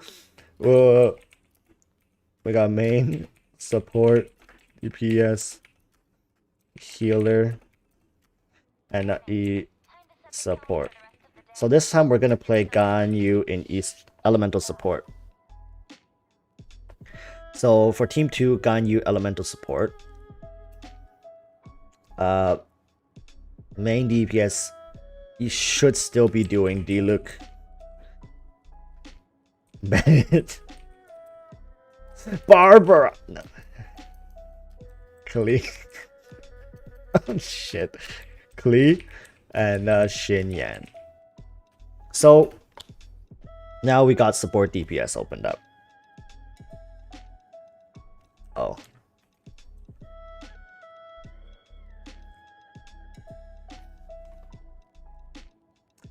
Child. Exactly. Harvey. Child. So this is not really I still think this. Nah, you won't need Barbara. Barbara just doesn't work in this. You'll still get shattering. You still get shattering. See, Keqing, we still run shattering because we put it in the healer position.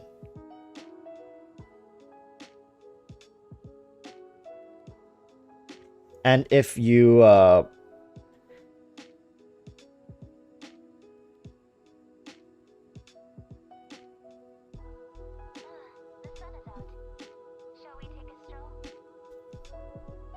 I don't. This team is a little finicky right now. Like this, right? So we kind of just swap this into here. But then it's the same team. Actually, it's just the same team. It's exactly the same team.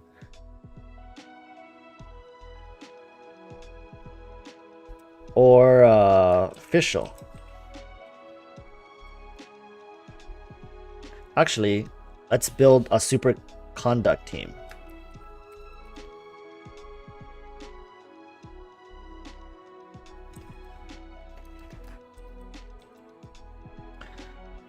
Official.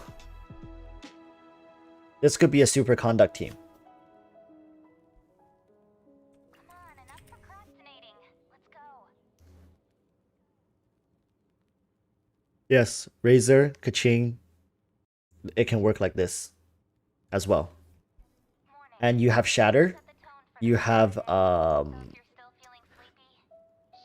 voltage, right? You have high voltage, Shatter, Superconduct team versus a freeze and shattering pyro melt team.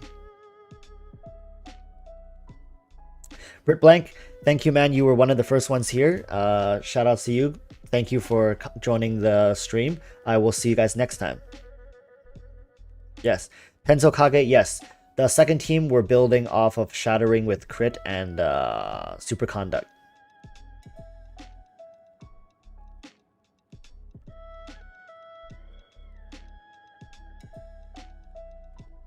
Yep. So this team comp eventually you can like once I like we're going really forward with this. Like this could be Ayaka, and you can change this to Bennett.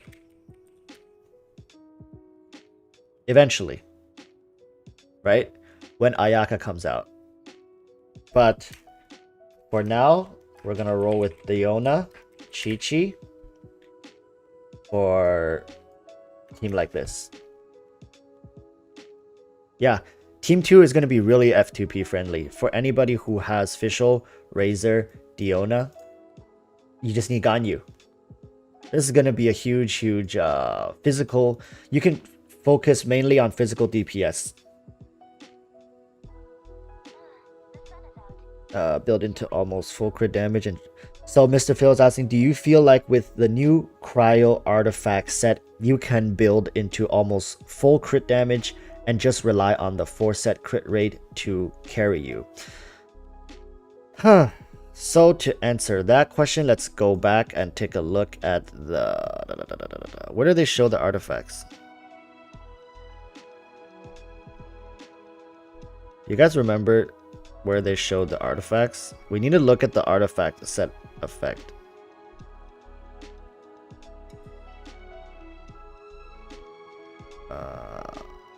Where is it? Where is the artifact?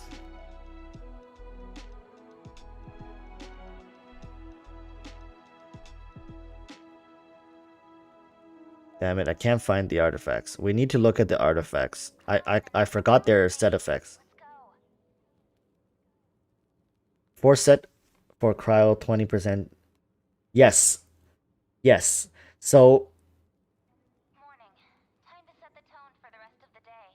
Yep. That's, yes, I remember now. For the Cryo one, it basically boosts your crit rate, right? So when they're affected by Cryo, you get a 20% crit rate.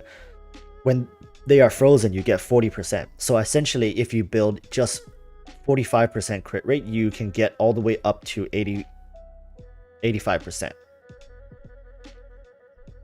That is completely busted.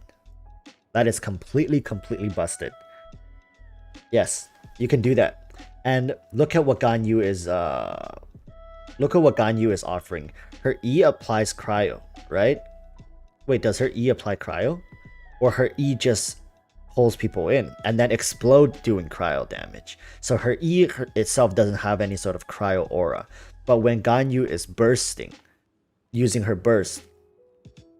Oh, it does. Harvey saying If okay, this is the thing. If Ganyu's elemental skill actually has cryo effect on the enemies that is hitting it, that's taunted by it, that would mean that Superconduct, first of all, Superconduct is going to be amazing. Shattering comps are going to become really, really, really good. And on top of that, if Ganyu, of course, Ganyu's best artifact set is going to be the cryo artifact. And with those effects, yo, then this team would be huge as well, because of the hydro, you can actually apply freeze, right? Ganyu's elemental skill, Mona's elemental skill, permafreeze. Permafreeze, that's 40%. 40% crit rate. On top and on top of the 15% shattering. That's 55%.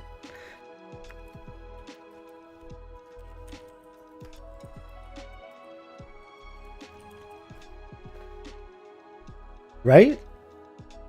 Right? If the math checks out, that's 55% crit rate boost. With cryo artifact plus shattering. Yeah. Keqing, that's what I think earlier. Yep. That's exactly I think what it is.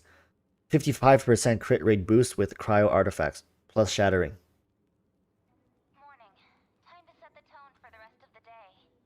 So this one is going to be the same, right? 55% crit rate. You won't get the 55% crit rate. So this one's going to be 35% crit rate, right? Boost with cryo artifact plus shattering.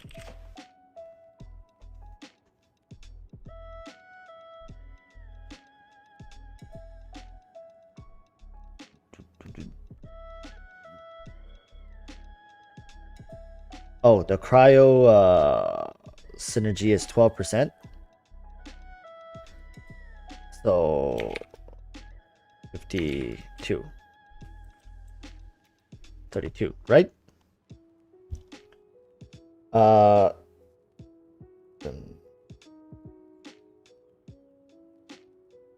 For Rushin, so yes, in that regards, if you're building these kind of teams, your helmet piece could be crit damage. That's going to be huge. Is Ganyu capable of main DPS role? Harvey. Okay, so Ganyu main DPS. I don't want to touch on this too much because I think it's too pay to win. I'm not going to make a team for it, so we'll just talk about it. Do I think Ganyu is going to be good in the main DPS role? I think she could, but as content creators, you always have to, if you build her right. And Matthias, yes, probably you're gonna need some constellations if you really want to push her into the main DPS roles. And as we can see with Nehoyo, they will design characters. If they don't want you to build them as in a certain role, they'll make sure that their numbers reflect that.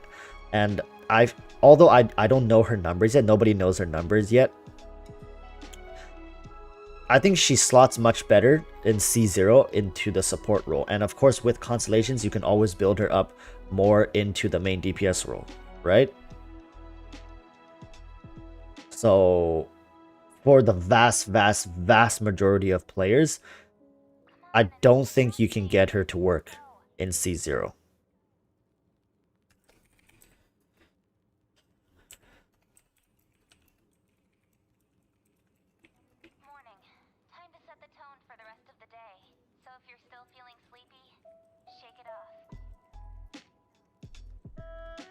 So that's pretty much.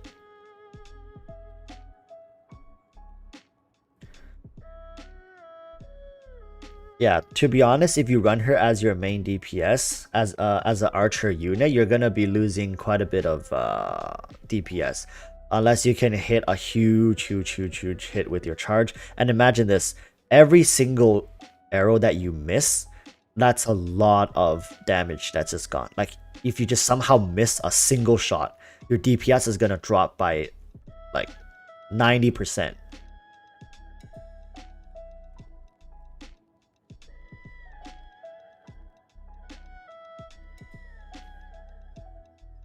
Yeah, so if you're using her, maybe for bossing, but I think she really functions better if you put her into the support DPS or the elemental support position.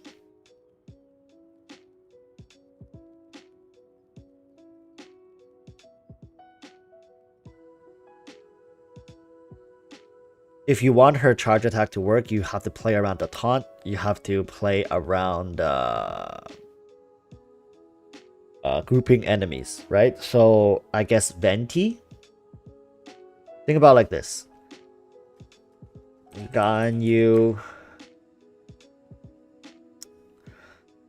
Support DPS, support DPS. I don't even know right now. Maybe Mona, Xingqiu. Not Xingqiu, because you're not going to really get that much out of Xingqiu. Ganyu, Mona, Bennett.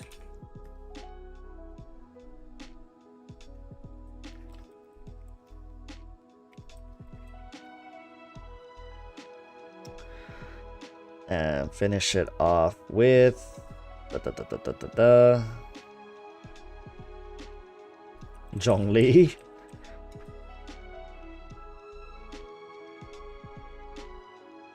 Official? I don't know.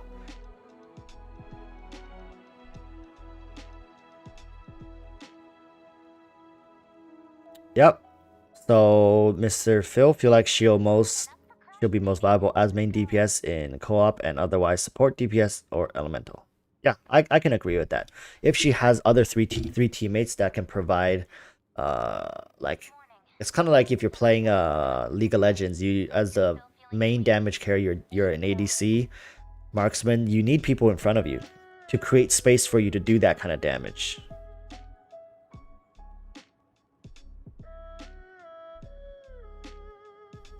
Zhongli for shield and crystallize for prevention interrupt. Yep, so that's the idea. If you want to use Ganyu as your main DPS, you need to create space. If you cannot create space, you need good defense to make her work. ADC Braum. Holy. So I guess that's that for characters, right?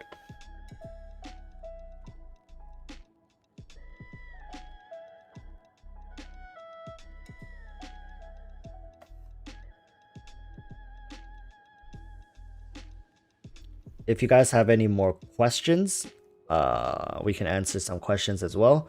But apart from that, I think this is pretty much it for the stream, guys. Unless you guys want to see me play Genshin, but honestly, how interesting is that?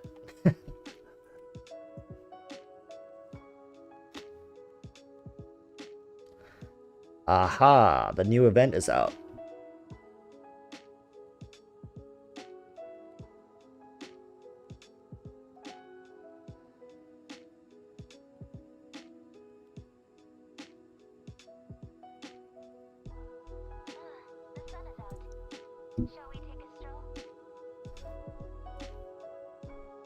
Rushin is asking, will this be posted? So are you asking me, am I going to turn this into a video or am I going to make a video talking about this?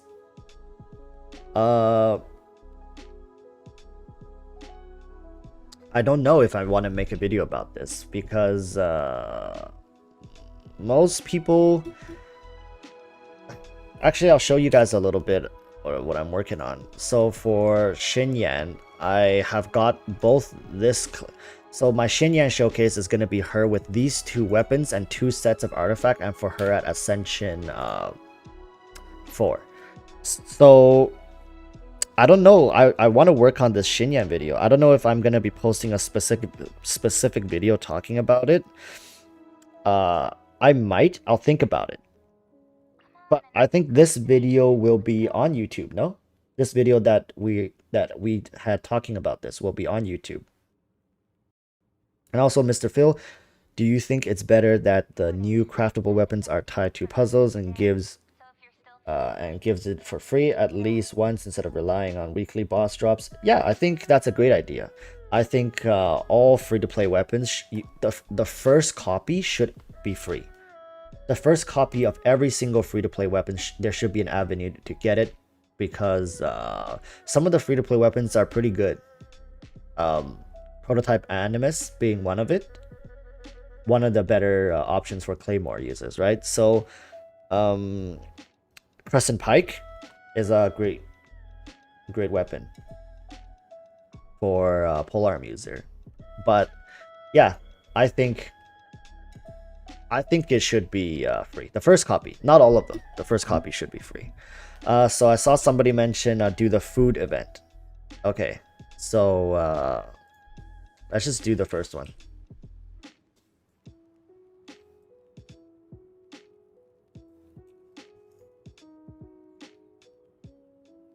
Yeah, prototype rates are so horrendous, man.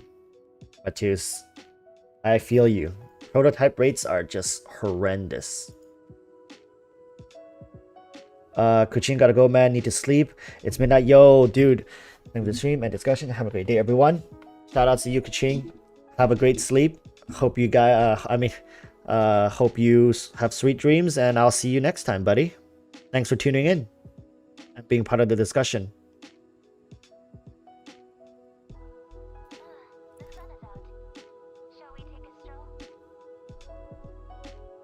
So deliver the food to this.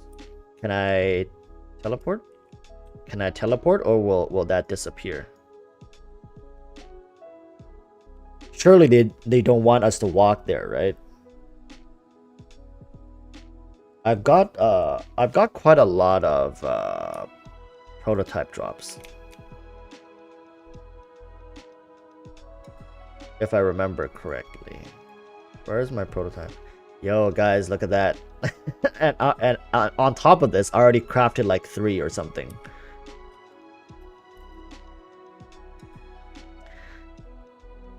Oh yeah, oh yeah. Good morning, good morning.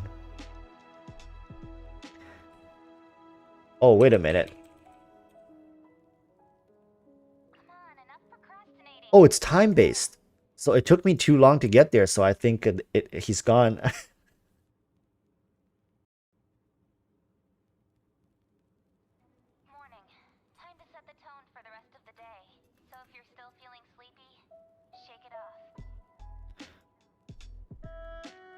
Oh, don't glide.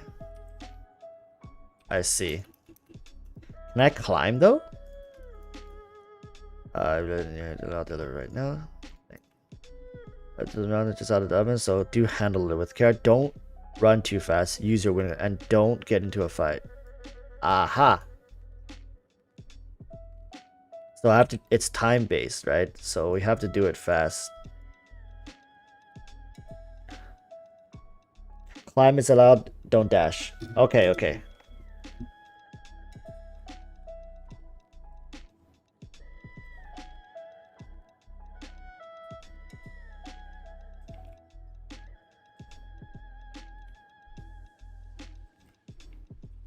No, no, no,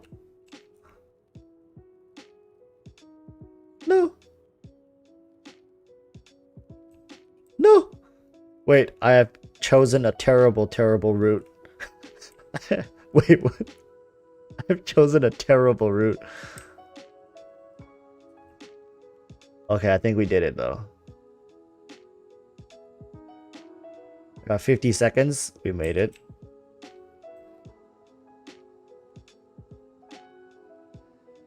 We cannot glide. We cannot dash.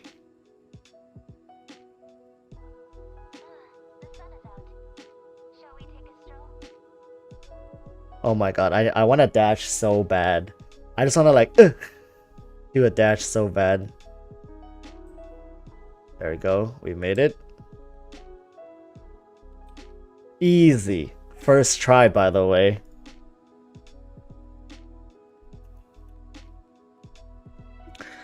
first try, by the way.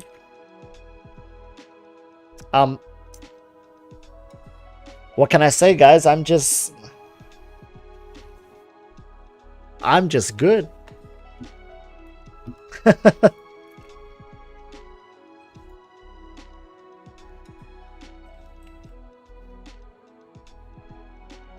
Alright, let's do it. Talk to Smiley Yan Xiao. Where is Smiley Yan Xiao? Come on, enough procrastinating. Let's go. Wang Shuin has orders that need sending out. So that's in... where is that? Time to set the tone for Is the that rest of here? the day. So if you're still feeling sleepy, shake it off. How come I couldn't...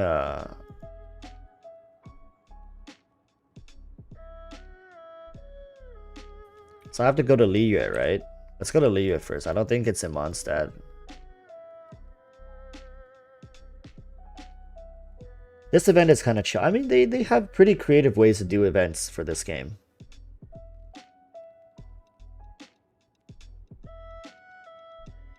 Let's try it, let's try it.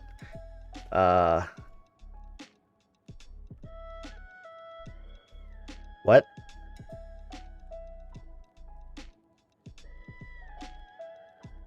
Mihoyo?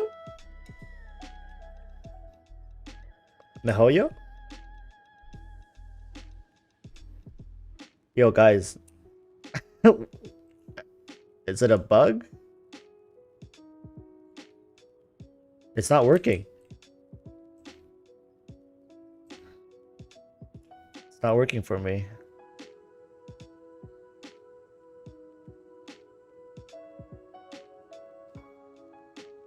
What about this one?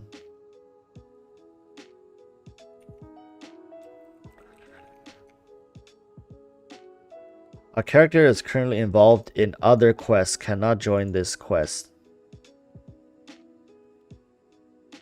What? Complete the quest in Shout Dilemma. Shall we take a stroll? What?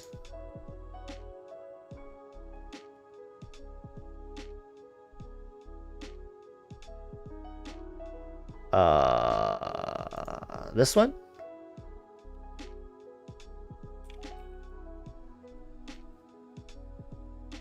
Aha. That's why.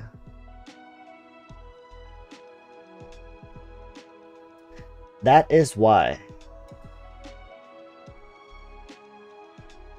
Thank you, thank you. Do the first commission. Gotcha, gotcha. Let's go. Oh, shit. Oh, shit. Oh, shit. Wait. Wait, hold up. Hold up, wait, you can't stand on this ledge. Yo, no. No. No. No. Okay, we fucked up. For the rest of the day. So if you're still feeling sleepy, Hold up. I thought it was below me, so I jumped off. It's here.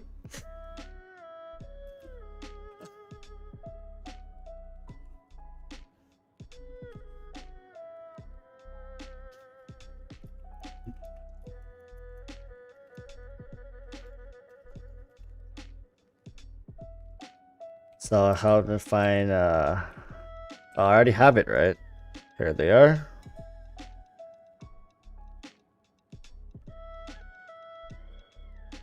This is the good thing of just getting a bunch of stuff. You always have some prepared.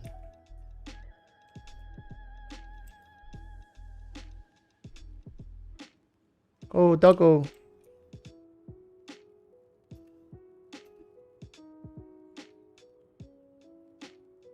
Like, you run around the world, you get a bunch of stuff, and then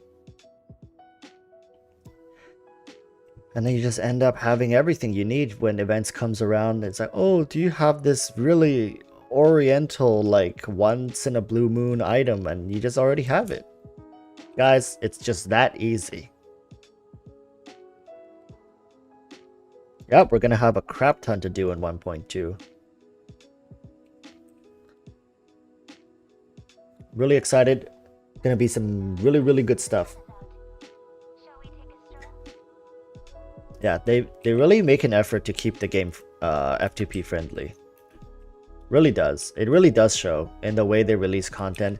They're always thinking about how the F2P players are gonna be able to interact and enjoy this content. All right.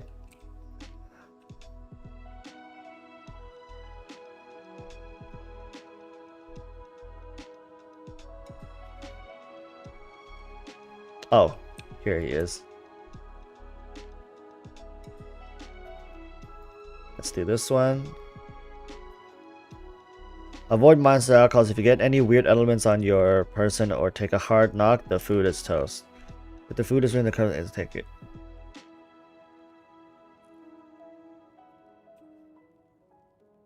Come on, enough procrastinating. Let's go. So can I teleport there?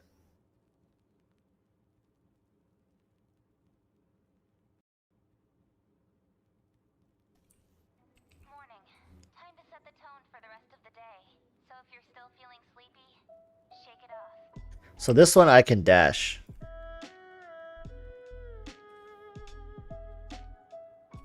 What about like this? No! No! I try to cheat it. Ugh. Come on, I got my foot wet. I got my foot wet. That... What, am I strapping the... Am I strapping the food to my feet? Come on, I got my toes wet.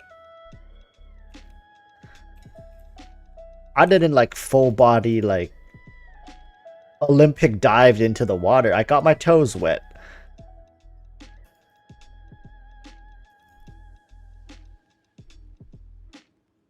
And that's some bullshit.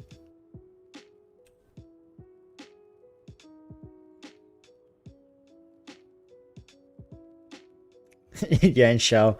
Dude, Yan Xiao needs to chill, man.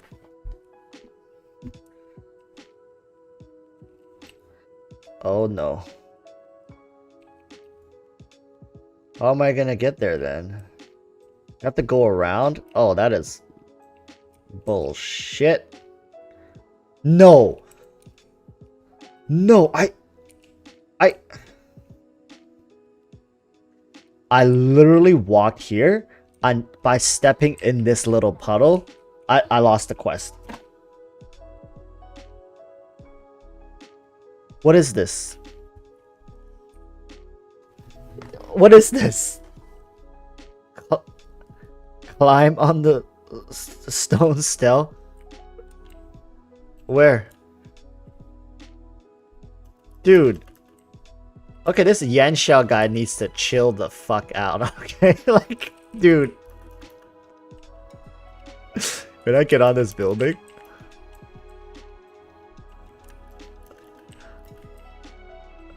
Can I go from here?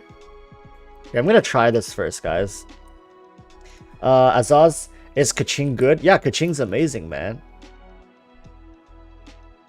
Oh! Okay.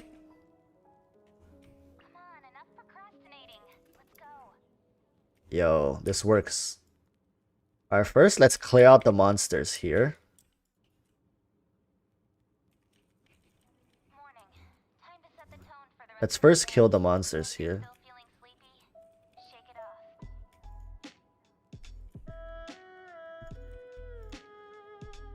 off. Fully stack it.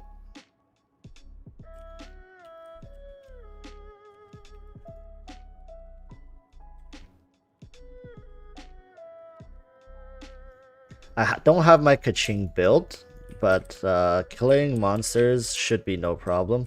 Alright, people, we got the game plan. Yan Xiao, you can SMD, okay? SMD. Let's do this. We got this. Let's go, let's go, let's go. The game plan is solid. Foolproof. Wait, why isn't he giving me the food? Give it to me. Yes, hey, I'll get you that 5-star review. Leave it to Walrus. I know you can't handle it on your own, buddy. It's too much for you. Alright, Walrus got you. Let's do this. 5-star Uber Eats. 5-star Uber Eats. Let's go.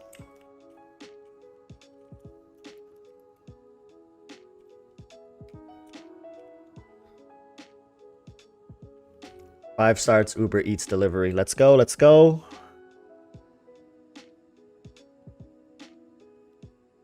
Show you her artifacts? Dude, you don't want to see my Keqing artifacts. But I'll show you after this. It's horrendous. It's absolutely doo-doo water.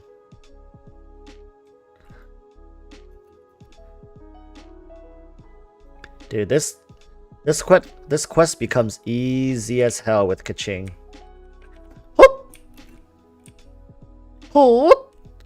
Oh god, that scared me.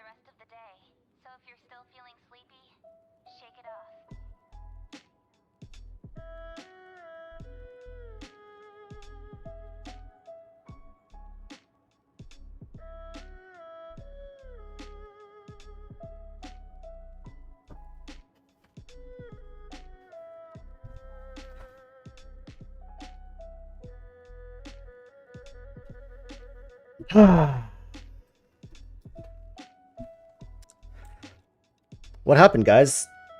What happened? What happened? So that was planned, of course. It's content. It's planned. It's true, I rehearsed it.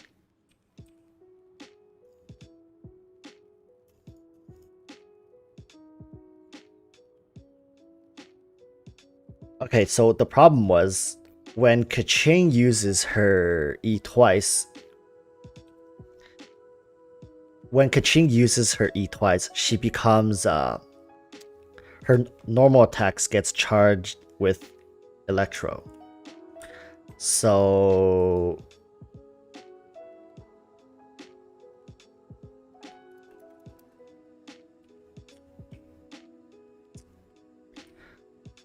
what ended up happening is that plunge attack. Ugh. Okay.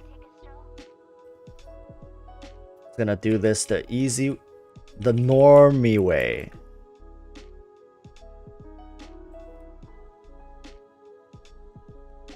We're just gonna jump on through the box. Right? Because that's what you guys were talking about. It's this box. Easy clap.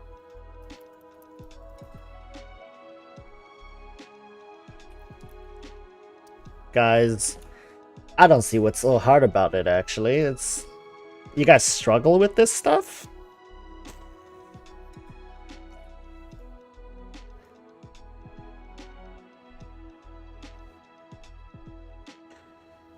'69th attempt, 420.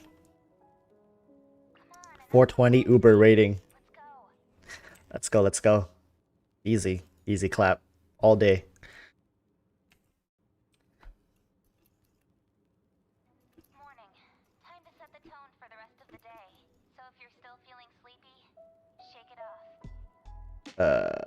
Without gliding, taking damage, or being affected. So I can dash, right?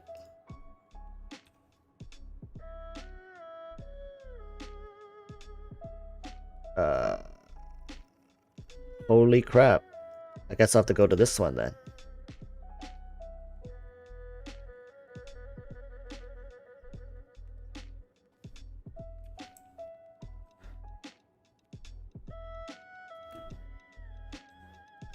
Can I dash? Okay, I can dash.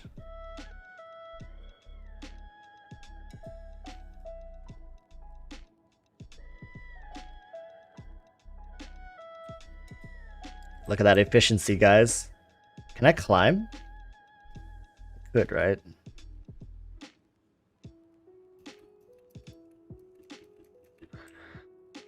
Let's go, let's go. Efficiency. Uh-oh. Guys, I'm gonna clear this. The hardest? Nah, this isn't the hardest. Can I use plunge attacks?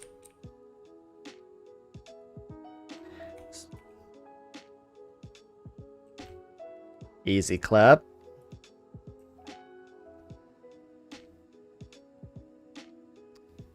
Oh, guys. Guys. Guys. Oh.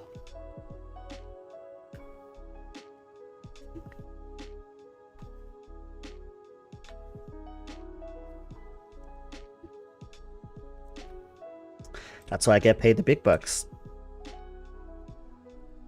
It is that easy.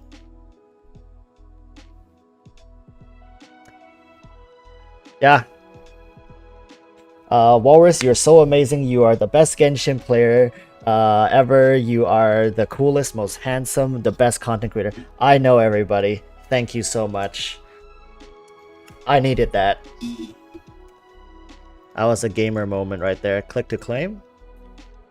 Alright. We got it. Okay, so I've done the event. You guys said you wanted to see my Keqing artifacts, right? This is her artifacts.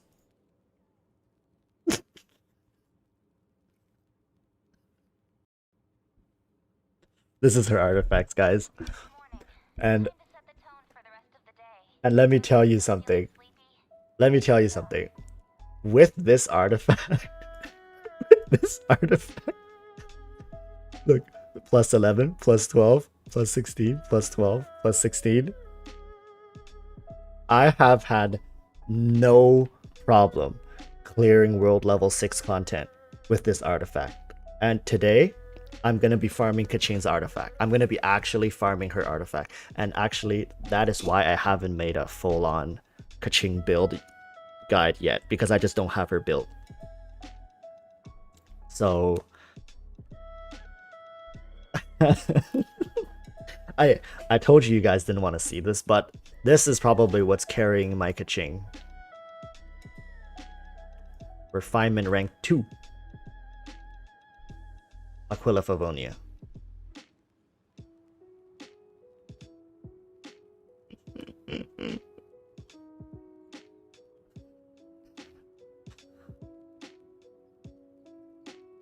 Yeah, but... and also 2 constellations. Dude, I'm running this game so scuffed. So scuffed.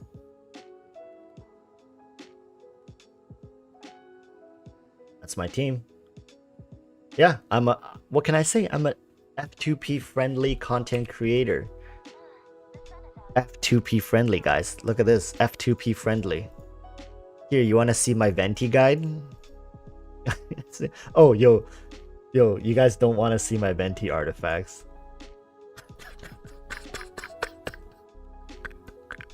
Zero.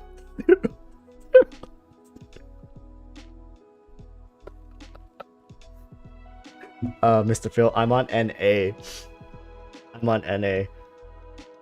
But yeah, my artifacts are really scuffed. If you guys have ever wondered why I have never made 5-star character guides, this is why. I just don't have them built. I don't have them built. I've never... I'm AR46, Gyrus.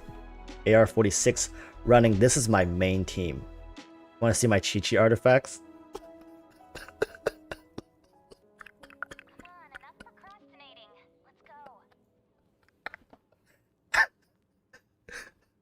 And Sukage, dude, get out of here. I don't have D-Luke. Stop it. Time to set the tone for the rest of the day. So if you're still feeling sleepy, shake Lord it off. Starlight, Chongyun build. I have a video about Chongyun. For Keqing, Aquila Vonia is her best in slot weapon. Yes, the Black Sword has great effects, but the raw stat, it just outperforms it.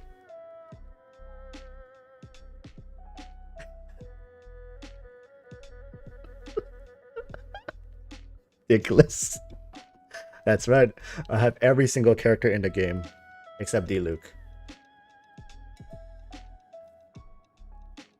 Yo, let me tell you guys. My main team, if I can make it to this world level and still smash content. Oh, but dude, look at my look at my you guys see that? You guys see that?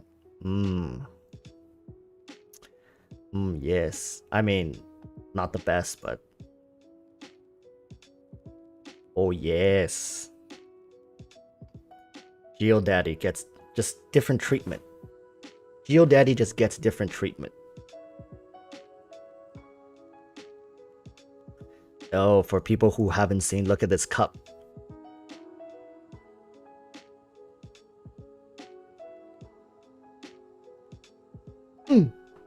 Look at this cup. Your eyes upon the cup. This cup makes up for everything. Everything. It's this cup right here.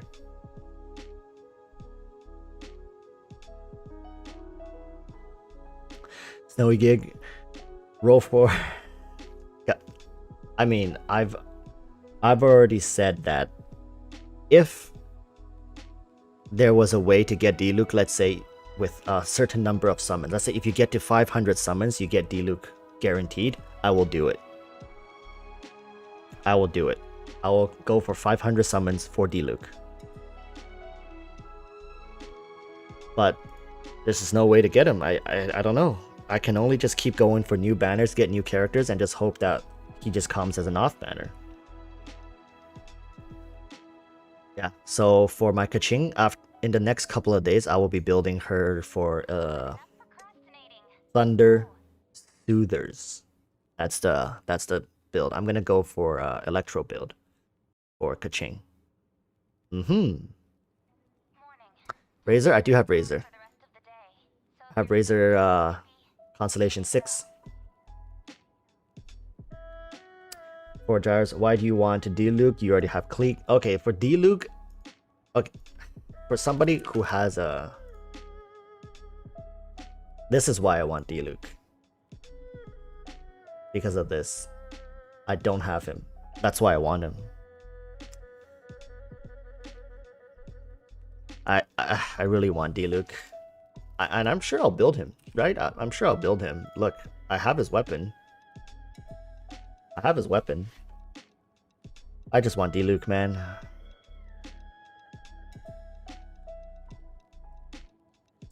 Yep, Gyrus, I'm a collector. That's true. I'm a collector. For a permanent wish, I think I already had a 5-star. Yeah, Skyward's Pride. So 90. Still got 90 summons. And with 17 summons, and on top of that, if we get the new 1.2 update with all the characters I've taken to Ascension 4, I should be able to get to pity, right? Close. Not guaranteed yet. Maybe soft pity.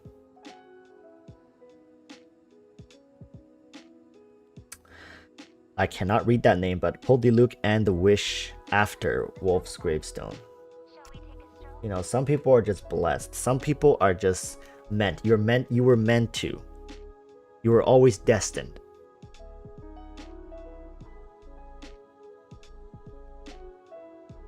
Yeah, I'm gonna wait for the free acquaintance fate and maybe try on the off banner.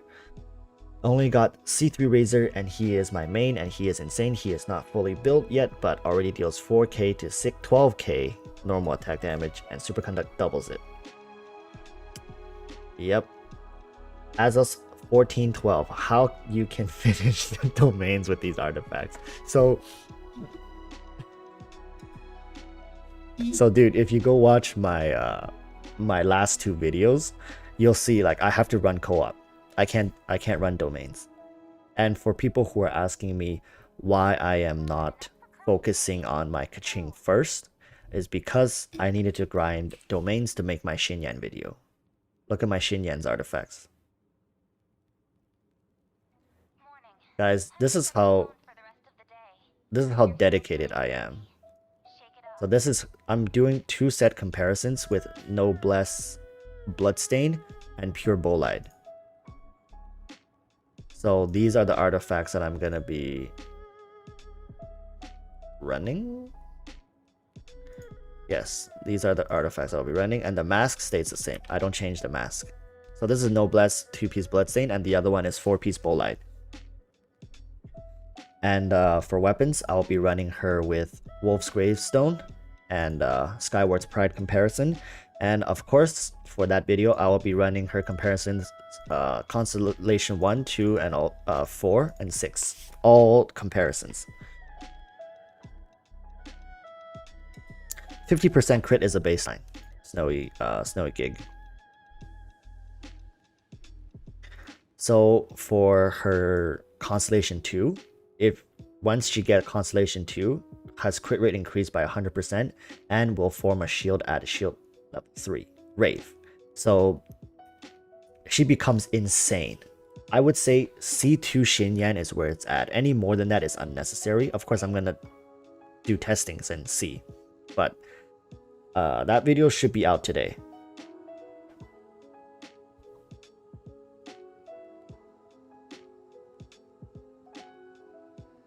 Yeah, that's Gyrus. That's what I'm gonna be doing for Albedo. I'm gonna test it with my my Zhongli's artifacts. Yes. Adida, yeah, Xinyan without C2 I think falls a little short compared to other main DPS, but Xinyan with C2 she almost has permanent shield uptime. Almost. Rave shield, like level 3 shield uptime. And huge burst damage. So stack crit damage for Xinyan once she is C2 and above.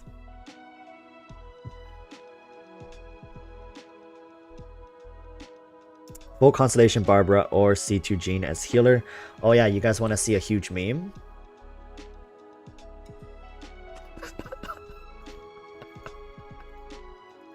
Dude, I think at one point I got like 3 of her back to back.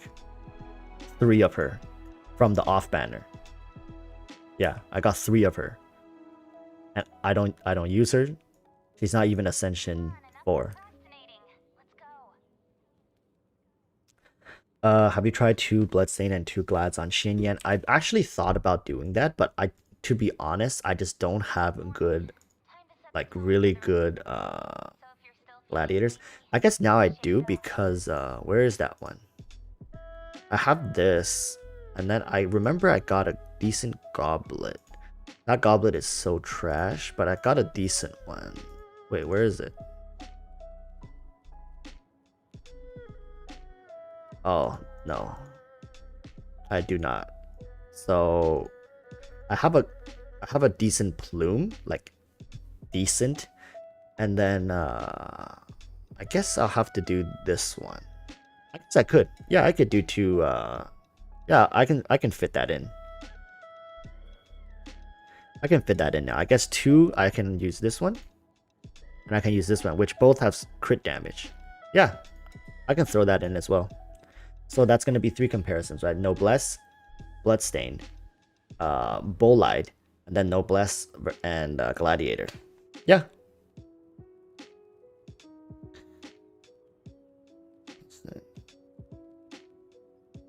Yeah, so how am I going to build Xinyan right now is I got the Noblesse and Bloodstained set. I got the 4 Bolide set with the shield team. And now I'm going to fit in 2 Gladiators and 2 Bloodstained. And for weapons, I'm gonna be showcasing her with this one and this one. I thought about doing prototype Aminus, but guys, I really just don't have the materials for that. So what I essentially want to do is just do a showcase and give you guys an idea which one's better.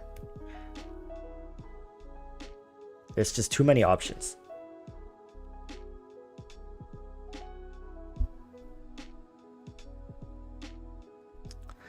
Yeah, so speaking of that, I think I'm probably gonna go record that video now. Yeah, Bloodstain and Noblesse are in the same dungeon domain. So, and honestly, I feel like, what do you call that? The best domain is the Noblesse domain because there's too many characters currently in the game that uses that artifact set. And a lot of them can be run in the same team.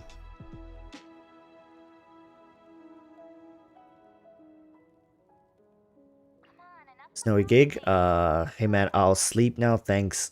I'm gonna watch that Xinyan guide later. Thanks for coming, man. Sleep tight. Morning. Time to set the tone for the rest of the day. So if you're still feeling sleepy, shake it off. So I'm gonna go back and answer Zephyr. Can I get some pointers on free-to-play main DPS build for Xingqiu? Xingqiu main DPS, free-to-play swords.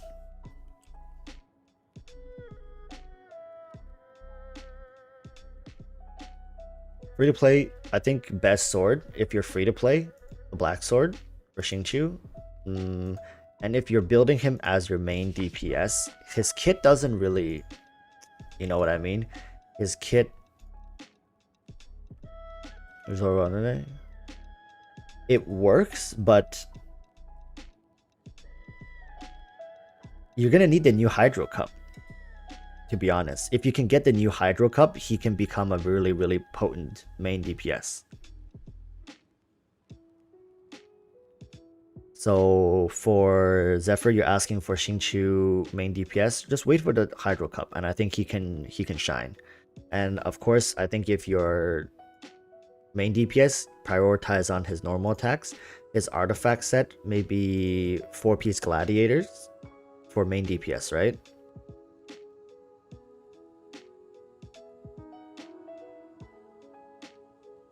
Right now, if you want to build a main DPS 4-piece gladiators, in the future, if the Hydro one comes out, then it's just Hydro set for him. Yeah, so for main DPS, you want to rely on a weapon that can take advantage of normal attacks and sustain. Because Aquila Favonia, if you have it, of course, is going to be the best in slot. If you don't have it, Flute.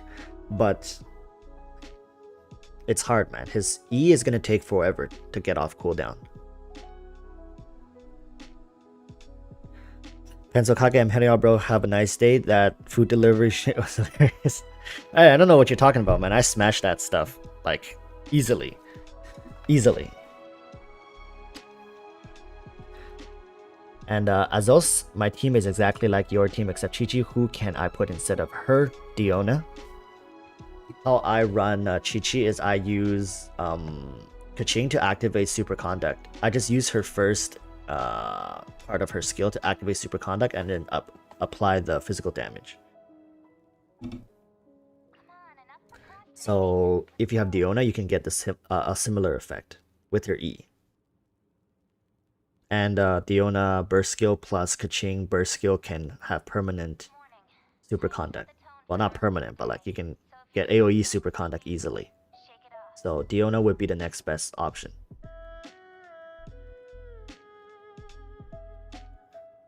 So yeah, guys, I'm gonna end the stream here. I'm gonna go work on my Xinyan video. I don't know, to be honest, I don't even know if I can finish testing, edit, upload all in today. Lord Starlight, is it nighttime too in there? No, it's actually morning. I had to wake up at like 7 today to do the stream, do the live stream for the 1.2. It's around 10 o'clock in the morning over here. So yeah. No problem. No problem. I will see you all. Hey, it was fun though. It was fun, but I don't know how much I can do live streams. I also have work, so it may not seem it, but YouTube streaming, all this stuff is just hobby right now. I cannot do this for a living. I'm not monetized. I got nothing. So I really do want to spend more time doing this. That's why I was saying if we can maybe at 10,000 subs, at that point I know enough people are engaged and I can commit more time to this. Maybe go part-time work and spend the rest, put more time into this. I guess working from home does has its benefits too, which allowed me to put out so much content. But yeah, I'm gonna leave it here, guys. Thank you for watching, and look out for my next video. As to more streams, maybe for certain situations, but it's gonna be a while before I set up permanent streams. I do really enjoy spending time with you guys, but it's not sustainable. It's really not, because I cannot put out daily videos that I want to make if I do streams. But if I do get to 10,000 subs and I set up a good stream schedule, I might go full-time content creation, and by then I can stream maybe 4 days a week, 3 days a week, and also make daily YouTube. Alright guys, thank you so much for tuning in, and I hope you guys are excited for patch 1.2. I'm gonna go make my video now, and yeah, subscribe if you haven't subscribed. Join my Discord, become a flapper, and let's have some fun. Okay, peace.